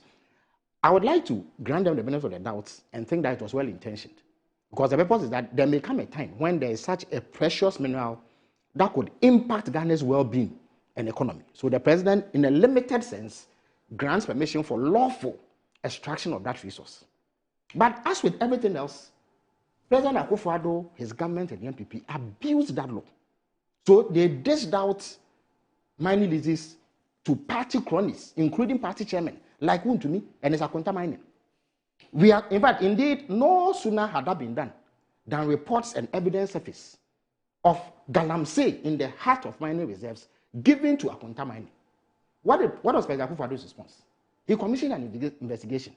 As far back as 2022, the police CID had finished the investigation, which was damning and outlined evidence against Akonta Mining. What did President Akufo-Addo do? He shelved that report. Then he publicly came to declare that Akonta Mining was not involved in illegal mining or Galamsey. He publicly defended Akonta Mining at the same time that the police had presented the reports that showed that indeed Akonta Mining was involved in Galamsey. Sometimes they say that we don't go after kingpins, but at least the police report shows that Wuntumi and the 2 or 3 others who have been charged were kingpins. And this government has taken action. Within months, we have retrieved that report, and it is forming the basis, of course, in addition to further investigation, for prosecution of these kingpins involved in Galamsey. So how does a party that concealed, hid a crucial investigative report like this, that protected a known Galamsey kingpin, turn around and purport to be upset about Galamsey at this time? In addition to that legislation, the Mining and Mineral Resources Act is also going to undergo review in Parliament. And in fact, it is going to be inserted there expressly that no mining activity of any form is permitted in forest reserves. In fact, the LI 2462 has actually metamorphosed to LI 2501 because the portion that granted the president the right to grant a lease has actually been removed from that LI. So as it exists, nobody can enter a forest reserve. But we need to do further work on the Mining and Minerals Act. And then finally, the tribunals that I spoke to you about, because 1,400, 1,500 people will overwhelm any court system, at least in the state that we currently have our court system functioning. So there was a need to do something new. And I told that on Tuesday, the Attorney General slapped in a bill that will help establish these tribunals that will speedily try these people. So as I indicated, by all means, there have been improvements in the fight against Galamsey. I have seen NIMOS's operational strategy, and I can assure you that it is one that is going to achieve results within reasonable time. Okay. There is commitment. Government is resourcing them in order to be able to do this.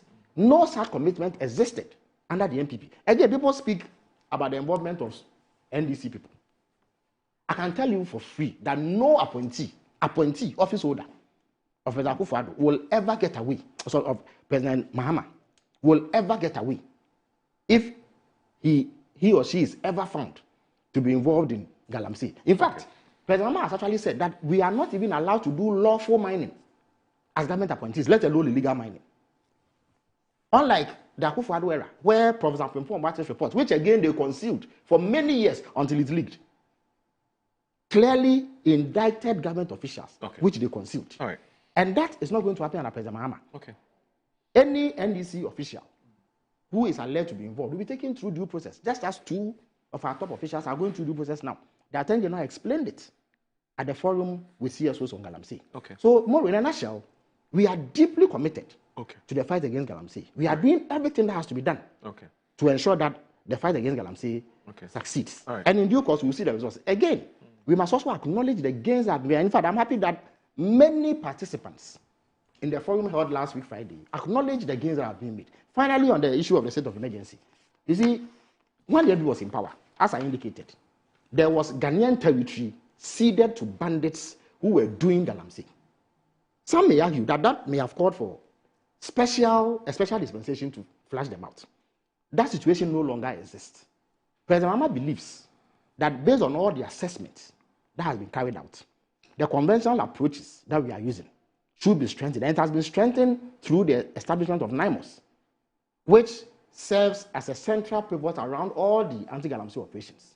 If it is strengthened, we can achieve these results speedily without infringing on the rights and curbing the freedoms of citizens. Because, see, and I'm sure Paul would agree with me, a state of emergency is a severe measure. What it means is that regular laws are set aside. Okay.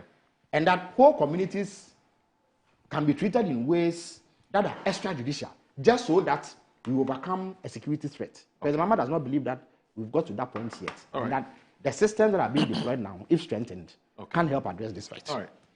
Okay, I think that's a very spirited presentation of the NDC's position on Galamsey. And it's good that we talk about these things. And, you know, at the end of the day, we are serving the Ghanaian people, everyone in public life. We are serving the Ghanaian people. The Ghanaian people want a problem solved. I'm not sure whether they want the problem solved through all of these debates that's going on. There's only one group of people who can solve the problem, and it is the people who hold the power under the social contract, which is currently the NDC government led by President Mahama. The acting Chief Justice has said to the Bar Conference that the Galamsey has become worse. Civil society have mentioned that the Galamsey have become worse. What does that mean? That means that there was Galamsey in Akufo-Addo's time. Certainly there was. But they are saying that it has become worse. If we talk about evaluating Akufo-Addo and the work he did on Galamsey, we will find that in March 2017, 3 months after he became president, he convened a meeting on Galamsey, whilst remembering that the MPP campaign of 2016 never pinned Galamsey on the administration of President Mahama. But Galamsey was becoming such a threat that 3 months into Akufo-Addo's administration, he convened the first meeting on it. Sometime in 2017, he banned small-scale mining. That's a matter of fact. That the president, in confronting the Galamsey menace of 2017, 8-9 years ago, decided to occasion a ban on small-scale mining. That was a definitive step taken by the government and the president. The ban was lifted sometime later, and between the process there, in the intervening period between the ban and the ban being lifted, many measures were put in place, including some of the things that President Mahama is doing today, which many of the Galamsey watchers say that was done by the MPP administration. This tracking thing was done by the MPP administration. Blue Water Guard is a different name. It was done by the MPP administration. All of these were put together to ensure that when the ban on small-scale mining is lifted at a certain point, there would be better ways of mining and people will be equipped to mine in a better way. One way or the other, somehow or other, the Galamsey menace continued until 2023-2024, to the point where it became a major election issue. Whereas the MPP was defending itself that it's taking all the measures, the NDC was reminding the MPP, and rightly so, that you say you have taken measures. You say you have done all of these things. There are two critical measures that you haven't taken. You should repeal the law in Parliament that allows people to mine in forest areas. You should repeal it, not an amendment. And you should also declare a state of emergency, because at this stage, you have done everything that you can do. This was a major campaign issue. When the NDC came to government, the finance minister went to Parliament, I believe based on the campaign, because the NDC had campaigned on certain things that they didn't like. Galamsey is one of those. They had campaigned on taxes that were nuisance taxes, and the people of Ghana seem to have agreed with them. The massive endorsement of the NDC in the election suggested that the people in Ghana had bought into some of their campaign. Kesel Atto-Forson went to Parliament in the first instance, repealed electronic levy, e-levy, 1% on electronic transaction, repealed. Betting tax, 10%, withholding tax on winning a bet, repealed. Emissions levy, a tax on carbon emissions from vehicles and industries, repealed. VAT on motor vehicle insurance, a 21% VAT on rate of non-life insurance, which people were complaining about, repealed. Tax on unprocessed gold, 1.5% withholding tax on gold from small-scale mining, repealed. COVID-19 levy, a levy introduced during the pandemic, repealed.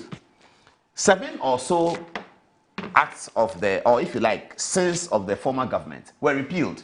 How come that the NDC looked away when it came to the mining sector? This is on the economy sector. The NDC won the elections on the economy, of course, and mining, in terms of Galamsey, was a big deal. How come the NDC went to Parliament and did not repeal the LI, and have not also declared a state of emergency, and have not also demonstrated that a government can actually use 1 week to solve the problem?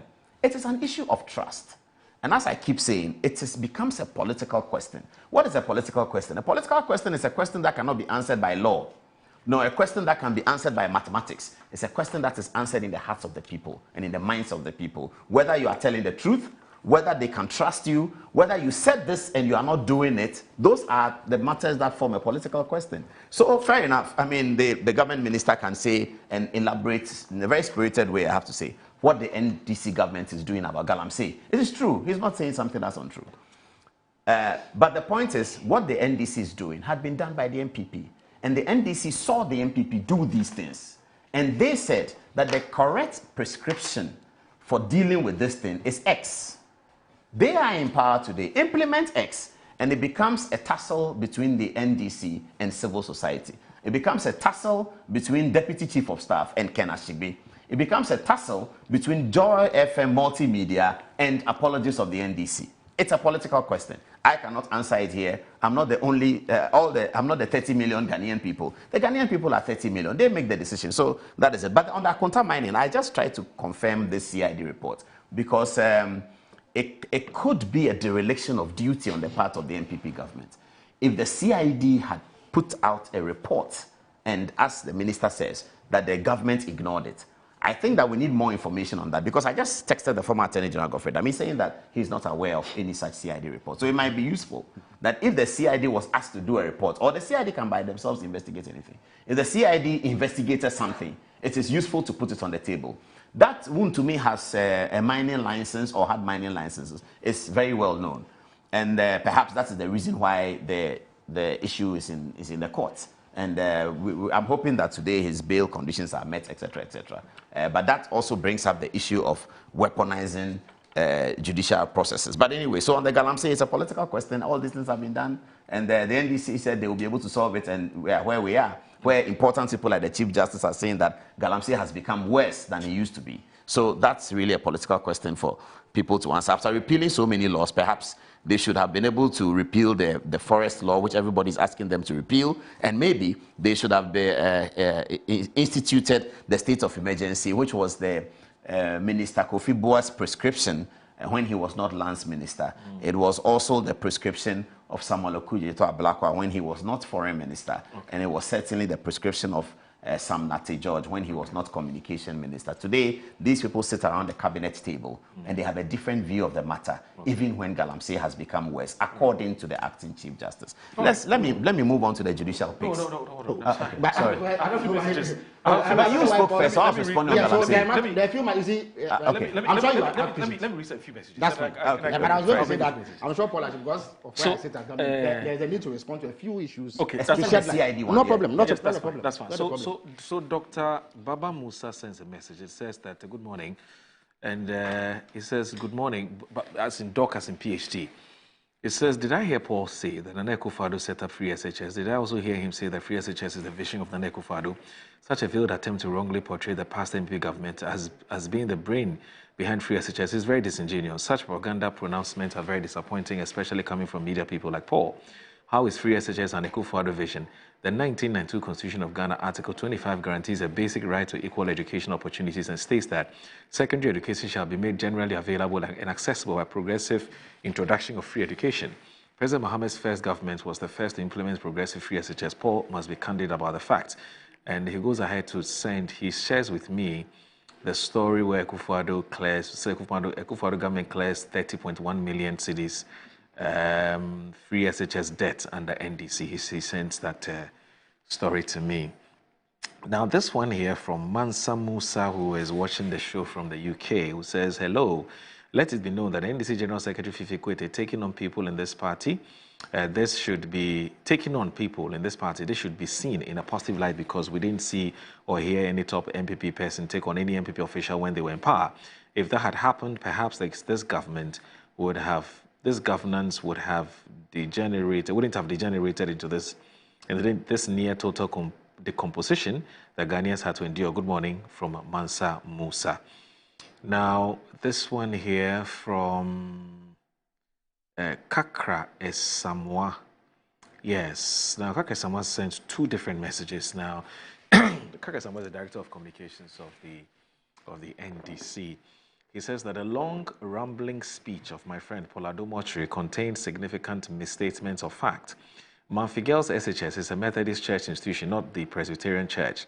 Prempeh College's beginnings have absolutely nothing to do with Adisado College. It was birthed by the mass transfer of staff and students of Fansepem School to Kumasi to start that great institution. I missed Adisado for Fansepem. Yes. So he should know that. He says His whitewashing of the Akufo-Addo regime pales into insignificance by the outcome of the last general elections. I have nothing further to add. And he also continues to say that Paul is peddling falsehood. Asaid Nketia became chairman in 2022, December 2022. Okay. His unquestioning admiration for Akufo-Addo is amazing in the extreme, especially when Akufo-Addo himself has apologized. Dr. Bawumia has also apologized. Paul Adumachi obviously doesn't respect the voters of Ghana. I don't recall the former president apologizing. I don't recall. I don't have any tips of it. What I heard him say was in specific reference to the domestic debt exchange, and he said it was his darkest moments. But whether that actually means that he's apologizing for taking that policy decision or not, I'm not sure about that. But I haven't heard him say he's sorry for some of the ills of his government. Reverend Jules Latte from the UK. Good morning. You're watching the show. Thank you very much for watching. But he says, I'm surprised that... Oh, okay. So please ask Felix about the nosedive of public trust in the NDC, the perception of indictiveness of JDM, and etc. And remind him that building material prices have not come down. Pharmaceutical products are the same. Electricity and water tariffs have shot up. Public publicity stunt is all Felix is doing. That's from him. Now, Samuel Brian Boabing also sends a message. It says, how a pair of... Oh, okay, all right. Samuel, this one. It says, some even... okay. Samuel. Oh, sorry, that's not from... Sorry. That's not from Samuel Brian Boabing. Let me rather read this one. Okay. There's something developing about this chap who has been brought from the United States. I'm told Sami has issued a statement on that. I'll bring that up shortly. But more with the NDC taking credit for... So this one is rather from Samuel Brian Boabing. The NDC taking credit for free SHS. This is a party that has sponsored tons of advertisement to discredit it. Less than a year ago, President Mahama himself questioned the importance of spending 2 billion cedis on free SHS. He made it clear he wouldn't have spent it on education. So why the sudden change from his enablers?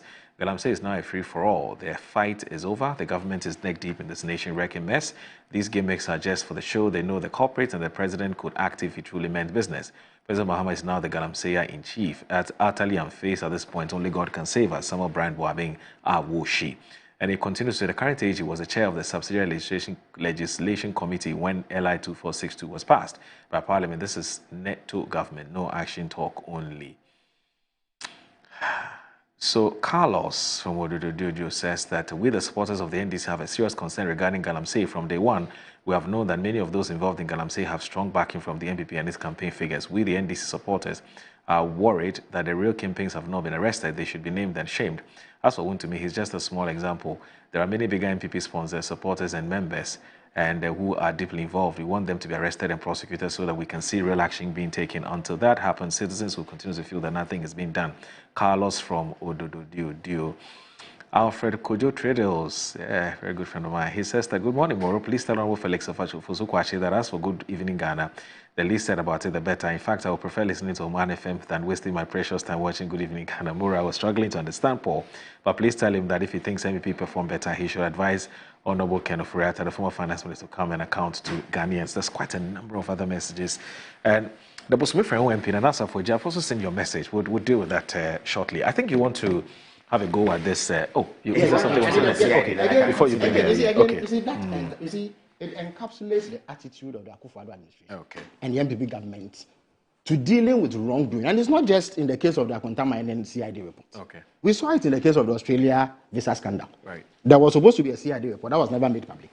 And yet the president purported to have cleared Pius Ajidi without telling us who actually engaged in that visa racketeering. Because we do know for a fact that visa racketeering occurred. President Akufo was not willing to punish anybody for anything that he did under his government. So you pass an LI, abuse it, award mining leases to party cronies. They engage in illegal mining. The CID investigates. And then you come on national television and say that the person who has been fingered in that CID report is innocent and do nothing. We came into power. The CID report that we are looking for. What absolutely. The Attorney General has based charges. The current Attorney General. Absolutely. But you said Akufo-Addo ignored the CID report. But when was it presented to him? But why? No, the report doesn't have to be presented to the CID.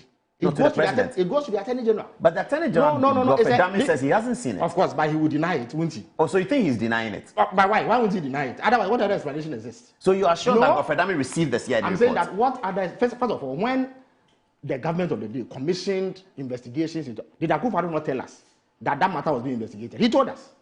And then he came back to say that the investigations have found that he did nothing wrong. Is that not so?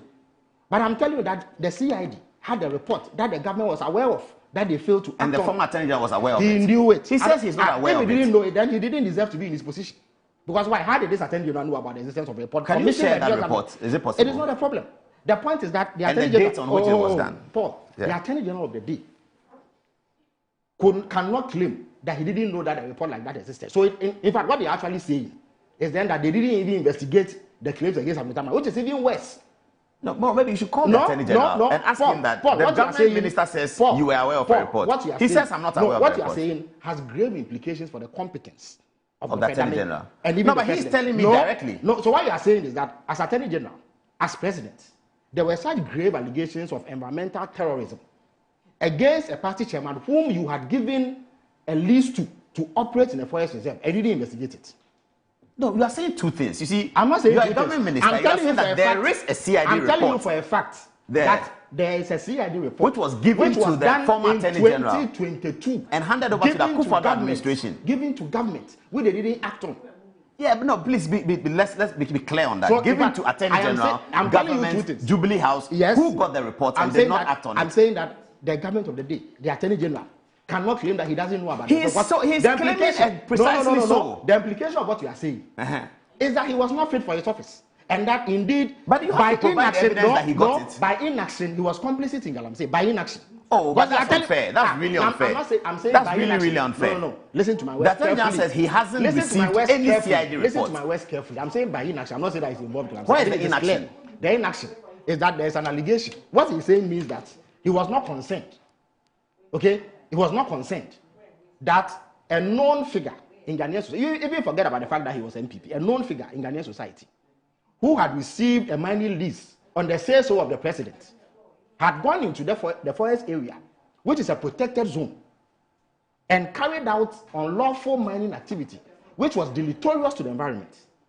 And he couldn't be bothered. How couldn't he be bothered? By what you say he couldn't be bothered? If he was bothered, first of all, he has the power as Attorney General. Why? Dr. Ayini.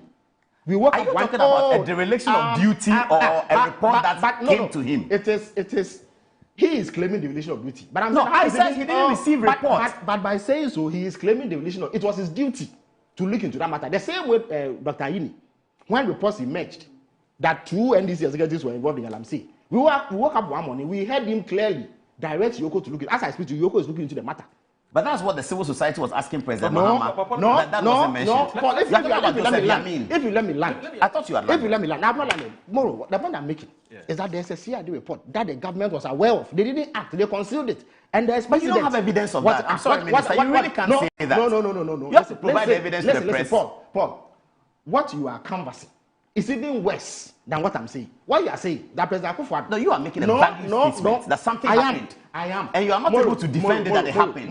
When the police CID work, they work up to the Attorney General. Yes, in fact, until recently, I didn't know that when it comes to investigations, it is actually the Attorney General who has jurisdiction over CID, not the Interior Minister. Godfrey Dame cannot claim that he was not aware of it. What he is saying, he's claiming so that he's not aware of it. Then I'm asking Metro TV to perhaps contact the Attorney General and tell him that the government minister says he is aware of the report. That is why I'm saying that by implication, through inaction, that he was complicit in Galamsey. I'm not saying that he was involved in Galamsey. This is shifting the goalposts. This is clearly shifting the goalposts. I'm not, but I'm telling you that it also speaks to the lack of seriousness on the part of your government. The same party. But that's shifting the goalposts. I'm not shifting the goalposts. You said there's a report they ignored. If they said they didn't see it, then they were complicit. The charges. Why are you picking and choosing? Listen. I'm not beginning to choose. It's clearly shifting the goalposts. It is just that you are intentionally refusing to let me make my point. Please make your point. Because you know that I'm making the point. Please make the point. There are two things. You are president.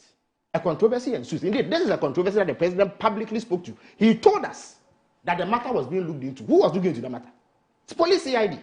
Your point is, so Felix, your point is that it's not only police CID who is looking into the matter. When the president says a matter is being looked at, so it could be Yoko. It could be police CID. Who looked into the matter? It could be the committee from the Attorney General's Who looked into the matter? I don't know. You say that there's the CID report. So you're saying that it is not possible for the CID to have looked into this matter without the Attorney General's How department is that possible? not knowing anything about when the president Yes, says... that's what he's trying to say. The Attorney General says that nothing of the sort came to his desk. I'm So saying he must show it. How do you explain it? Explain what? Especially when... Moro, if you let me land, I'm the one on the floor. How do you know CID was working on something? Moro, I'm not saying I'm the one on the floor. No, how do you know that CID was working on it? Based on what he said, no, based on what he said. It could have been Yoko. It could have been CID. There are many investigative authorities. No, he mentioned CID. He's not providing evidence for that. He's not able to. I'm taking it based on what he said. But what he said, he's not able to provide evidence. When you ask him to shift the goalpost to dereliction of duty, he talks about a report that is available. That changes there's no report. They say, okay, if you don't have a report, there's dereliction of duty. The reason why, and that you're complicit in Galamsey. True inaction. You see, again, if you let me land, just hold your horses and let me land. Two issues have emerged.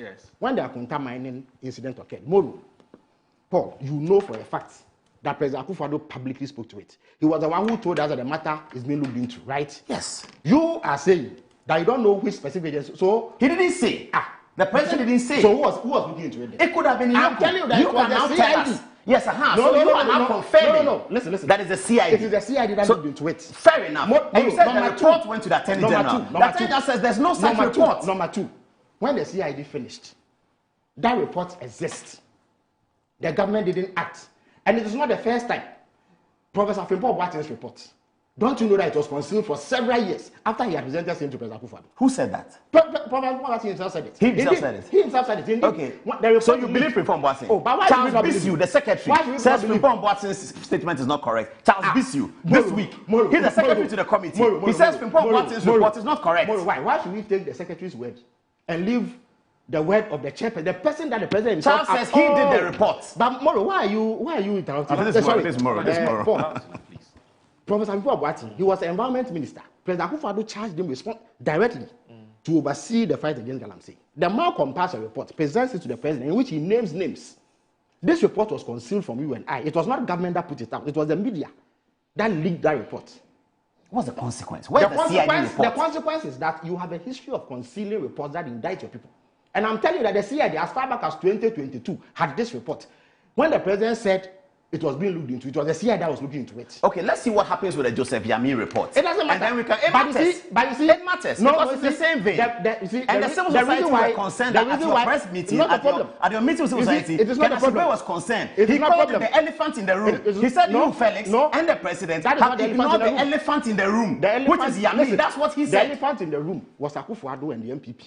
Akufo and MPP are out of power. But if you let me land, Paul, when you were speaking, I kept quiet for you. I disagree with your points. Fair enough. The elephant in the room is Yamin. Was that Akufo-Addo and his party, the MPP, found Galamsey as a source of funding.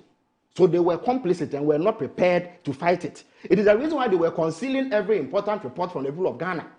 I think that's an interesting point. It's an interesting point. Number two. I thought I was going to say something. Unlike you, President Mahama, nobody came to compel him to commission an investigation into Yamin and Abanga. You woke up one day and the Attorney General had instructed Yoko that based on the reports that he had received about the alleged involvement of these gentlemen in Galamsey, it should be looked into. In fact, he disclosed only last week that not only is Yoko acting on the reports that had initially been received, and that once they started, several other stakeholders had slapped in what they say is further evidence of the involvement of these gentlemen in Galamsey. And so the investigation has actually been brought in. When it is completed, he will present the report to President Mahama. And I can assure you that if such a report ever gets to President Mahama, it will not be concealed in the manner that President Akufo-Addo did. So when I speak about feigned outreach, and the reason why the MPP needs to be dismissed when they purport to be concerned about Galamsey, these are the actions that we have factored into the analysis. They were never concerned. Listen, they were never concerned about Galamsey. For them, it was a means of enrichment. And I'm on record to have said, I said it on Newsfire, they play it again today, that there were greedy, money-loving men in that party who saw Galamsey as a source of quick wealth. And therefore, there was no commitment on the part of the president, his government, and the party. That has changed. I told you only a while ago, that's what President Mahama, he won't even allow an appointee of his to be involved in lawful mining. let alone illegal mining. And have licenses been issued this year? There are licenses that you issued last year. Yes, have there been licenses issued this year? Listen. What licenses did President Akufo-Addo speak about? He spoke about licenses into forest reserves. When we came to power, sometime in 2024, you had issued a lease to a company to mine in a forest reserve. Once you issue the lease, there are consequential actions, such as an entry permit, which the Minerals Commission and the Forest Commission are obliged to give to the company that you had lawfully committed us to. Because if you don't do that, it's breach of contract. So there's no wrongdoing. By so licenses have been issued this year by the John Mahama government. Of course, by again, mining. Listen. Licenses are issued to lawful mining companies, not Galamsey. Galamsey don't require licenses. So why is the Galamsey increasing? Galamsey has not increased. I have given you empirical evidence. You are shooting off the hip. The Chief Justice was wrong, right? I beg you, please. Again, let me land. You see, the Chief Justice, the Cali Bishops Conference, civil society, they are all concerned about Galamsey. If there are a flurry of reports of river bodies turning murky, they reserve the right to express their concern. They may believe in the instant circumstance that there is an increase. But I have given you empirical evidence of the global picture of Galamsey as we inherited it and the gains made so far. So what any objective analyst does is to compare the facts as they exist now against what existed under the NPP and draw a conclusion. The conclusion is that there have been incremental gains, but it is not sufficient to overcome. So the problem has not increased. It has not increased. The stability of the water has definitely increased. You don't measure the incidence of Galamsey by just the stability of the water. Because Galamsey doesn't take place only in riverine areas. It takes place in forest reserves. So what do we do with the stability of the water going up? What do we do with that fact? Relax. Paul, what is going to happen? And indeed, when the gentleman from the Water Resources Commission appeared last Friday on the CSO platform with the president, he gave you evidence that in areas where NIMOS has intensified operations and is rounding up Galamseyers and disrupting the activity, there is clear improvement in the stability levels, which then suggests that if they intensify it and reach every corner of this country where Galamsey is taking place, it is only a matter of time before the stability levels increase. But that is only one place where Galamsey is taking place. No, listen. It is better than it was under you. Okay. But it is not at the level where we can be satisfied with. No way. Okay. But I'm saying that you must also factor in the gains made in forest reserve, because that's also another area. Okay. There, under your government, Paul, bandits, terrorists, held sway. The government of Ghana was shut out of his own territory. Okay. Now we have repossessed those, and they cannot go back. That is clear, measurable improvement. Let me bring this message. It's a very, very important message, and let me bring it. I'm sure that it would help with the analysis of this conversation on Galamsey. So Kwame Sarpong of the CDD, he's big on health. He's a health practitioner. He says, I'm one of the petitioners in the Wontumi and Akonta mining matter from 2022. I can confirm that as far back as mid-2023, we, the petitioners, knew there was a CID report. As a result, we sent a number of reminders to the police CID. Now, if the former Attorney General is saying he wasn't aware, after the report has now surfaced, that is a serious indictment. That's what Kwame Sarpong said. But can the report be published by government? He's so surprised that he said he was aware. No, when people occupy government positions, and we just believe that they will demonize them, it's very unfair. Okay. There's a person who was the principal legal advisor to the government, and if there was a CID report and he saw it, and he says today that, please let me finish. This is a man who was prepared to take people sitting at an NDC office discussing a response to Ayo Aso West Wagon to court. This was a man who was part of the team. I'm coming. This was a man who was part of the team that took Opuni to court. And one of the things against Opuni was that he had taken 25,000 cedis from her. Well, you know Opuni very well that 25,000 cedis is chicken change. Yeah. They took him to court over this. You are telling me that if they were really... You are questioning the integrity of the Attorney General. Of course. Why not? Listen. Why not? Listen. Right. If indeed he meant business about dealing with Galamsey as a principal law enforcement officer of Ghana, as Dr. Ayini is now, and he has heard about multiple reports of Wuntumi's alleged involvement in Galamsey through Akonta mining in the forest reserves, and the president has publicly declared that there was an investigation, how can he now come and claim that he's unaware of this investigation? Okay. He's not aware of the CID report. It doesn't mean he's not aware of it. So which investigation was there? He should come and tell us which investigation. But you are in government. You are telling us that the investigation was by CID. The people who actually petitioned Felix, I believe you. When will you produce the CID I'm saying that, report? listen, the CID report has manifested in charges in court. When they go to court, they will base their prosecution. So we should expect that in court there will be that CID report. Moro, Let me say one thing about Parliament. You heard the Attorney General publicly say this. Okay, So why, fair why enough. is the dispute? In the last Parliament, in the last Parliament, the same Godfrey Dami they are talking about lacking integrity, etc., etc., went to Parliament with the CI it's not to about repeal LI 2462, the one we are talking about. There was a CI laid in Parliament Last year. Yes, by Godfrey Dami to repeal that one. Which part? Because of which part was repealed? So how to how repeal the entire law. But So how come they are calling for the repeal of the left was repealed? Fair enough. No, it wasn't repealed. He laid the CI, and because of that Parliament frustration, you remember how Parliament used to be. It wasn't repealed. Now, it's a record in Parliament. You can check. Now, after that law, it's been amended. Now, it will be NDC has repealed come by to power. Yes, we'll repeal it when Parliament resumes. It's I'm important. telling you that. NDC has come to power since the beginning of the year. They have not repealed this. Civil society is the one asking them to repeal. I like what Felix says, that MPP does not have the right to speak about Galamsey because they themselves were perpetrating. You have a right to speak about anything, but we can question your sincerity. That's yes, what they themselves were perpetrators of Galamsey, and therefore they don't have the right. It's not in my mouth to grant you a right. I think that is not correct, because you see, when we talk about problems, when we talk about problems of Ghanaians, no, it's not about it's about the work that we are doing for Ghanaians. I can question your It's not sincerity. MPP and DC. Ghanaians are worried about Galamsey and the turbidity of the water. The fact that the water that they drink is terrible. The fact that there's lead in their contumely. That's what Ghanaians are worried about. And if the government's response is that, yes, MPP, you can't talk about it. Why are you not doing the same thing? I think that we are debasing the politics. Politics is there. No, he said that MPP is not qualified to talk about Galamsey. He says he's questioning the sincerity. But it shouldn't even come from government. Government is there to solve problems, not to question the sincerity of a group of people about discussing problems that concern Ghanaians. If you grant me the space. First of all, I, as a government actor, fully aware of your complicity in the matter, have a right to raise it when you purport to be taking offense at the same thing you were doing. Number two, on this platform, I have repeated multiple times that the chief justice that he mentioned, the Catholic Bishops' Conference, Ken Ashigbe and his CSO friends, the media, everybody else who has raised concern has legitimate basis for doing so.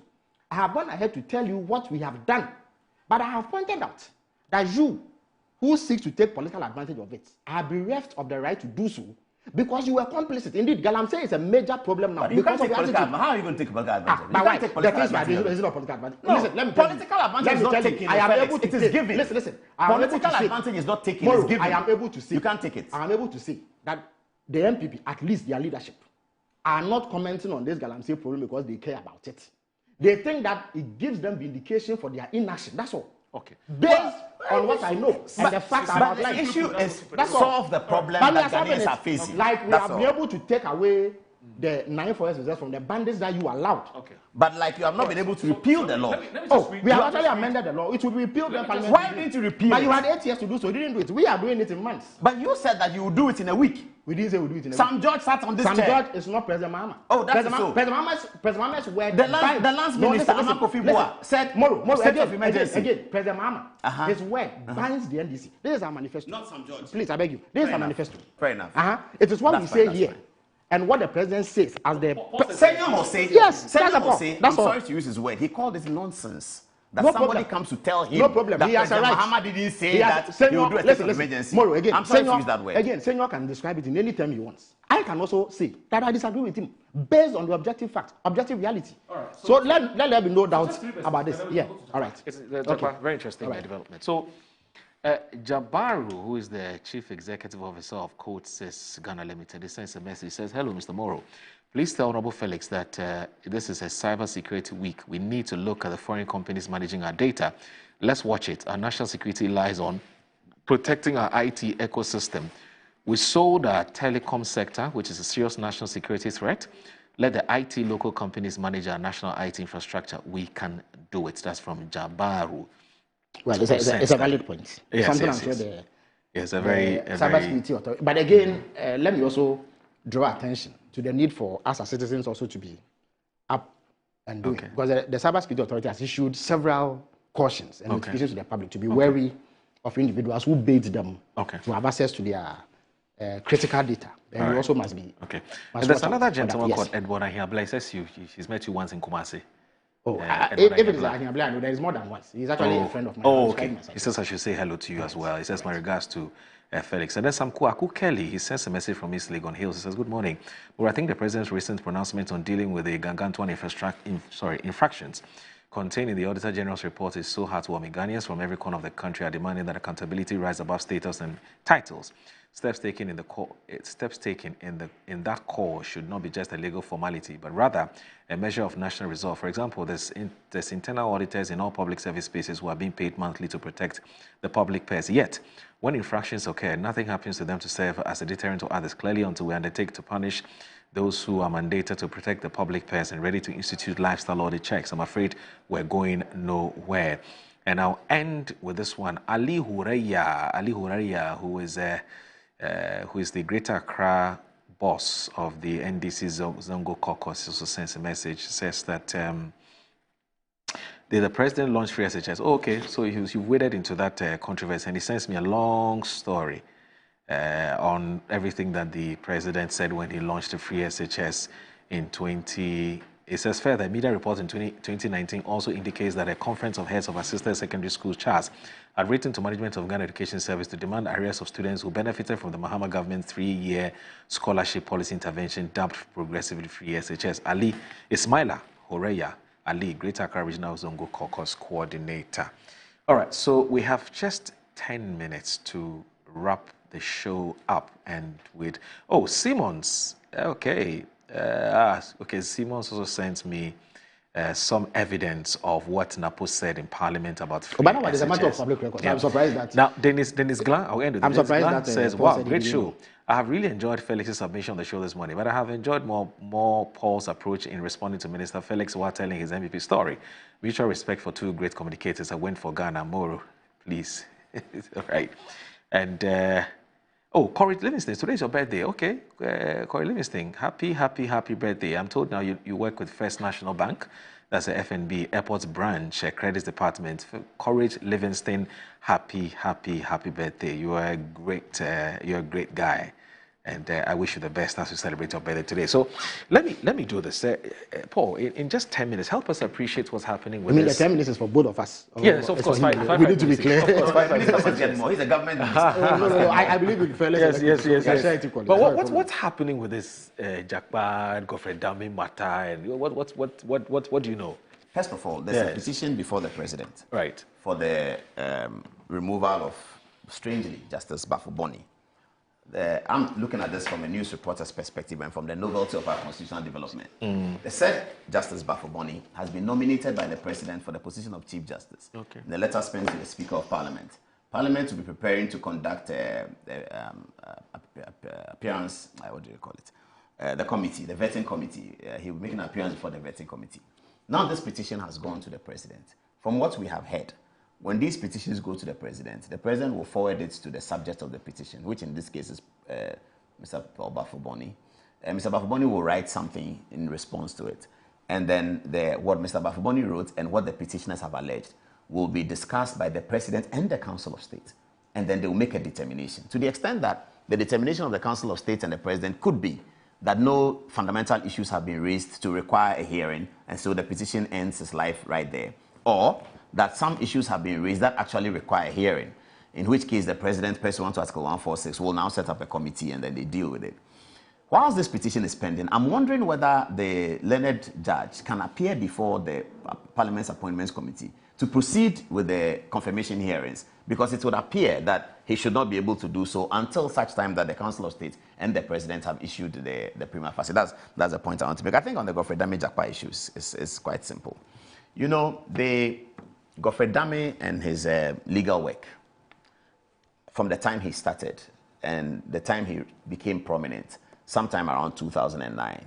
Why did Godfred Dame become prominent? Godfred Dame became prominent because sometime in 2009, the NDC had taken power. They had taken power on the back of MPP corruption, and they were under pressure to then go and deal with all of these cases in the courts. Now, Dame became instantly famous when some of these cases that the NDC dealt with had him at the end of the case as the lawyer. And one of them, for instance, was the seizure of passports which he got passport of former NPP appointees. You know, those days, they seize your passports, and it was a big deal.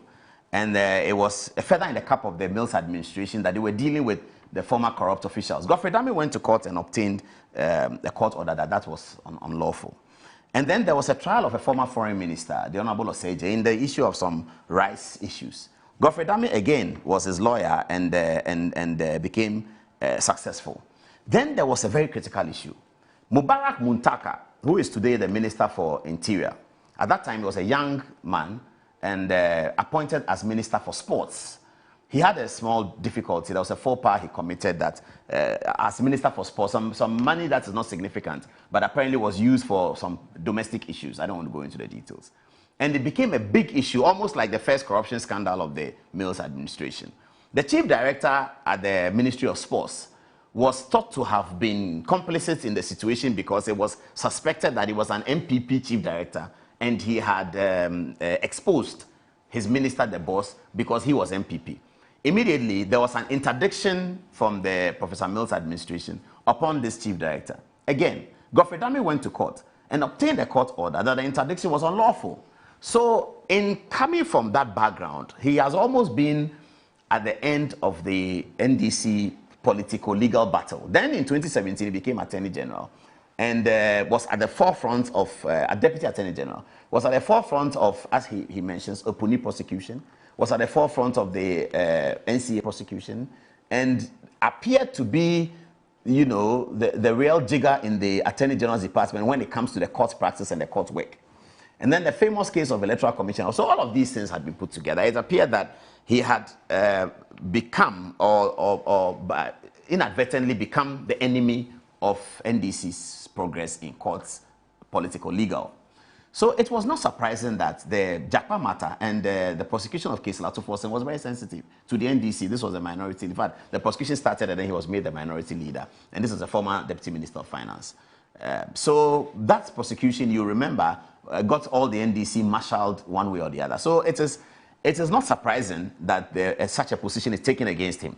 Richard Jakpa, during the cross-examination on this state matter, made certain admissions to the courts on record. He said, for instance, that he was sure and he had been told that he will obtain a submission of no case after the prosecution had given their case. So when the verdict came from the court and that he had a case to answer, he had meant Godfrey Dame and he was prepared to take him down one way or the other. This is a matter of court record in cross-examination. Japa said so. So, and the NDC gave the case and the accused persons massive support. Sami Jemfi, who was at the time the director of communication, will go to court every day and grant press conferences at the end of the trial. Godfrey Dame himself he showed a lot of candor in the process. For instance, in dealing with Case Latufosen and the other accused persons, he gave all of them self-recognizance bail. He also took the documents to Case Latufosen in Parliament for him to write it out. There was no issue about bail conditions that you can't satisfy and you are kept, nothing like that. He gave, and Case Latufosen is a member of Parliament. He's a leader of the minority. He's a former Deputy Minister of Finance. What other bail would you give him other than self-recognizance? So those things he did those things. But then the case went on. Now, if you look at the entire issue, and based on the CID petition by DM Oforiatta, here is Richard Jakpa, who has sent 68 single text messages by WhatsApp to Godfrey Dame's phone, working out, pleading this and pleading that and all of that. Godfrey Dame is prosecuting the case. Sometimes he responds to, I think he responded to about 3 or so of those cases. And then he informed Godfrey Dame how he obtained his number. And it was from the Supreme Court judge, that he got the number of the Attorney General and began texting him. Godfrey Dame is being accused by the Japa application of meddling in the case and trying to fabricate evidence. When he, the prosecutor, is prosecuting his case, 68 occasions, you send him text messages. And then he still doesn't see you. But then he's invited to the house of an important person. And somebody he can't say no to. He shows up in the house. He is not told that, come home to meet Richard Jakpa. He's not told that. According to his story, he's not told that. And then he shows up and Richard Jakpa is there. He says, oh, it doesn't matter. Because of this man, I'll listen to you. Now you've been saying, tell me, what is the matter? What do you want? And then he discusses the case with him. He goes on to make phone calls with him, talking about the fact that he has had a medical report. He can't come to court or something like that, and that he used the medical report the last time, but he's afraid that if he doesn't do that, something like that. He records the conversation and says that, okay, I have a case against you. Thankfully, the High Court heard the matter. The judge heard it because Jakpa presented it to the court, and they were looking for what they call mistrial because the Attorney General has meddled in the matter. The High Court took the point that the Attorney General, the whole evidence before the court, did not suggest that the Attorney General had meddled in the matter. They did cross-examination and thoroughly dealt with it. Everyone thought it was over. Since the new government came into government, you have heard statements in dispatches about Godfrey Dame's bad performance and this, he did that and all of that. Culminating now in Richard Jakpa going back to CID to go and retry a matter that has already been tried by a court of competent jurisdiction and a verdict granted. No problem. So Dame shows up at the CID and he repeats the things that he said to the court. DM Ofori-Atta then also files an application to the CID and is purporting to redirect the CID that if you really want to deal with this matter and you want to talk about influencing the judicial decisions, you cannot leave out the Supreme Court judge because it was on his platform, it was on his altar that all of these things occurred, invited by him and seeking a certain outcome in the matter in favor of Mr. Jakpa. That if that were true, then you cannot discuss this matter without dealing with the Supreme Court judge. DM Ofori-Atta proceeds to file a petition to the president for the removal of the judge. I think that if politicians will deal with the matters in a more frequently honest manner, we will all come to the conclusion that yes, there was a fight between Richard Jakpa and Godfrey Dame. There certainly was, no doubt about that.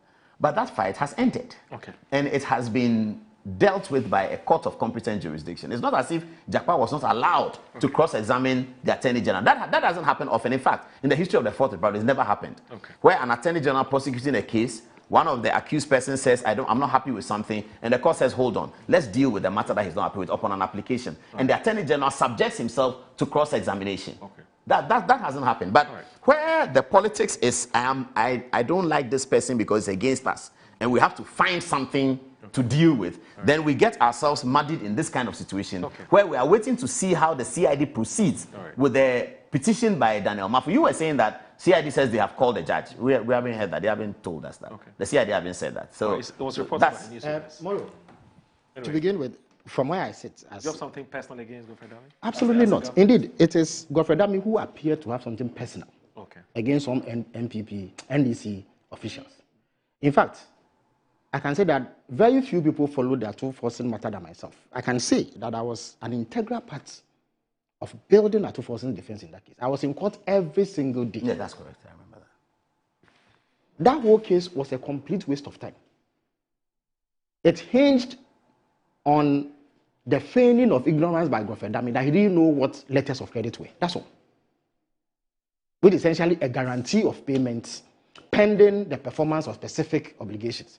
The Attorney General of Ghana said he didn't know what this was. And he wasted everybody's time and resources pursuing the matter. Only because Atu-Forson was an instrumental part of the NDC's critique of the MPP's economic management. That's all it was. It was a grotesque witch hunt against Atu-Forson. A complete waste of his time. It was little wonder that the appeals court threw that case out when it went on appeal.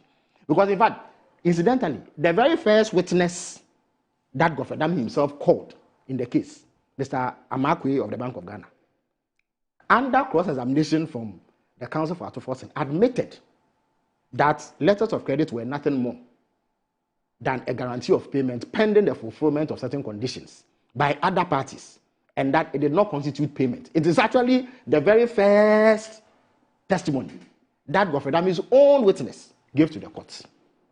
So, if anybody has shown a tendency to be a hatchet man and witch hunt political opponents, it is Godfrey Dame and not the NDC. Number two, Godfrey Dame as Attorney General and leader of the bar knew that it was wrong to engage an accused person that he himself was trying in court with that real cost to his lawyer. Godfrey Dame knew this. So he should have rebuffed Jakpa's entreaties from the very beginning.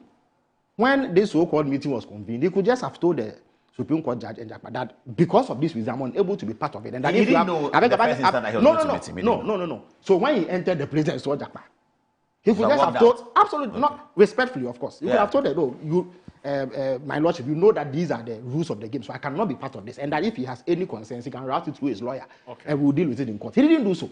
Number two, Godfrey Dami himself is on record. At some point, he didn't have a lawyer though, but go on. No. He had a lawyer at all material times. Okay. There were times when his lawyers came to court to indicate that he had left the case, but he had a lawyer at every matter. There was only one instance where his lawyer didn't come because he was late, where the judge compelled him to defend himself. That's all. In fact, he had about 4 lawyers in the course of the trial. Godfrey Dami, on one fine morning, called Jakpa to seek to arrange with him how he should testify in court. And it bordered on what was meant by the LCs being issued on site of goods. In other words, when you see the goods, issue LCs. Godfrey Dami was trying to coach Jakpa on what to say and dangling before him some incentive. That is against the law. Okay. It breached the ethics of his profession. All right. So if Jakpa takes action against Godfrey Dami, it is due. All right. As for DMO Furata, we know that he's an MPP person who does these things on behalf of the MPP. So it's not a problem. But as I sit here, I'm not aware. I've not been briefed by the president or his counsel on the pendency or a secretary on the pendency of any petition. I'm sure if it comes to light that such a thing has been received, it will be worked on as others have been worked on. So there's no difficulty with it. Yes. Thank you too. Thank you very much for your time. And, thanks for we are done. Good morning, Ghana. Assalamu alaikum wa rahmatullahi ta'ala wa barakatuh. Have a good day. Bye-bye.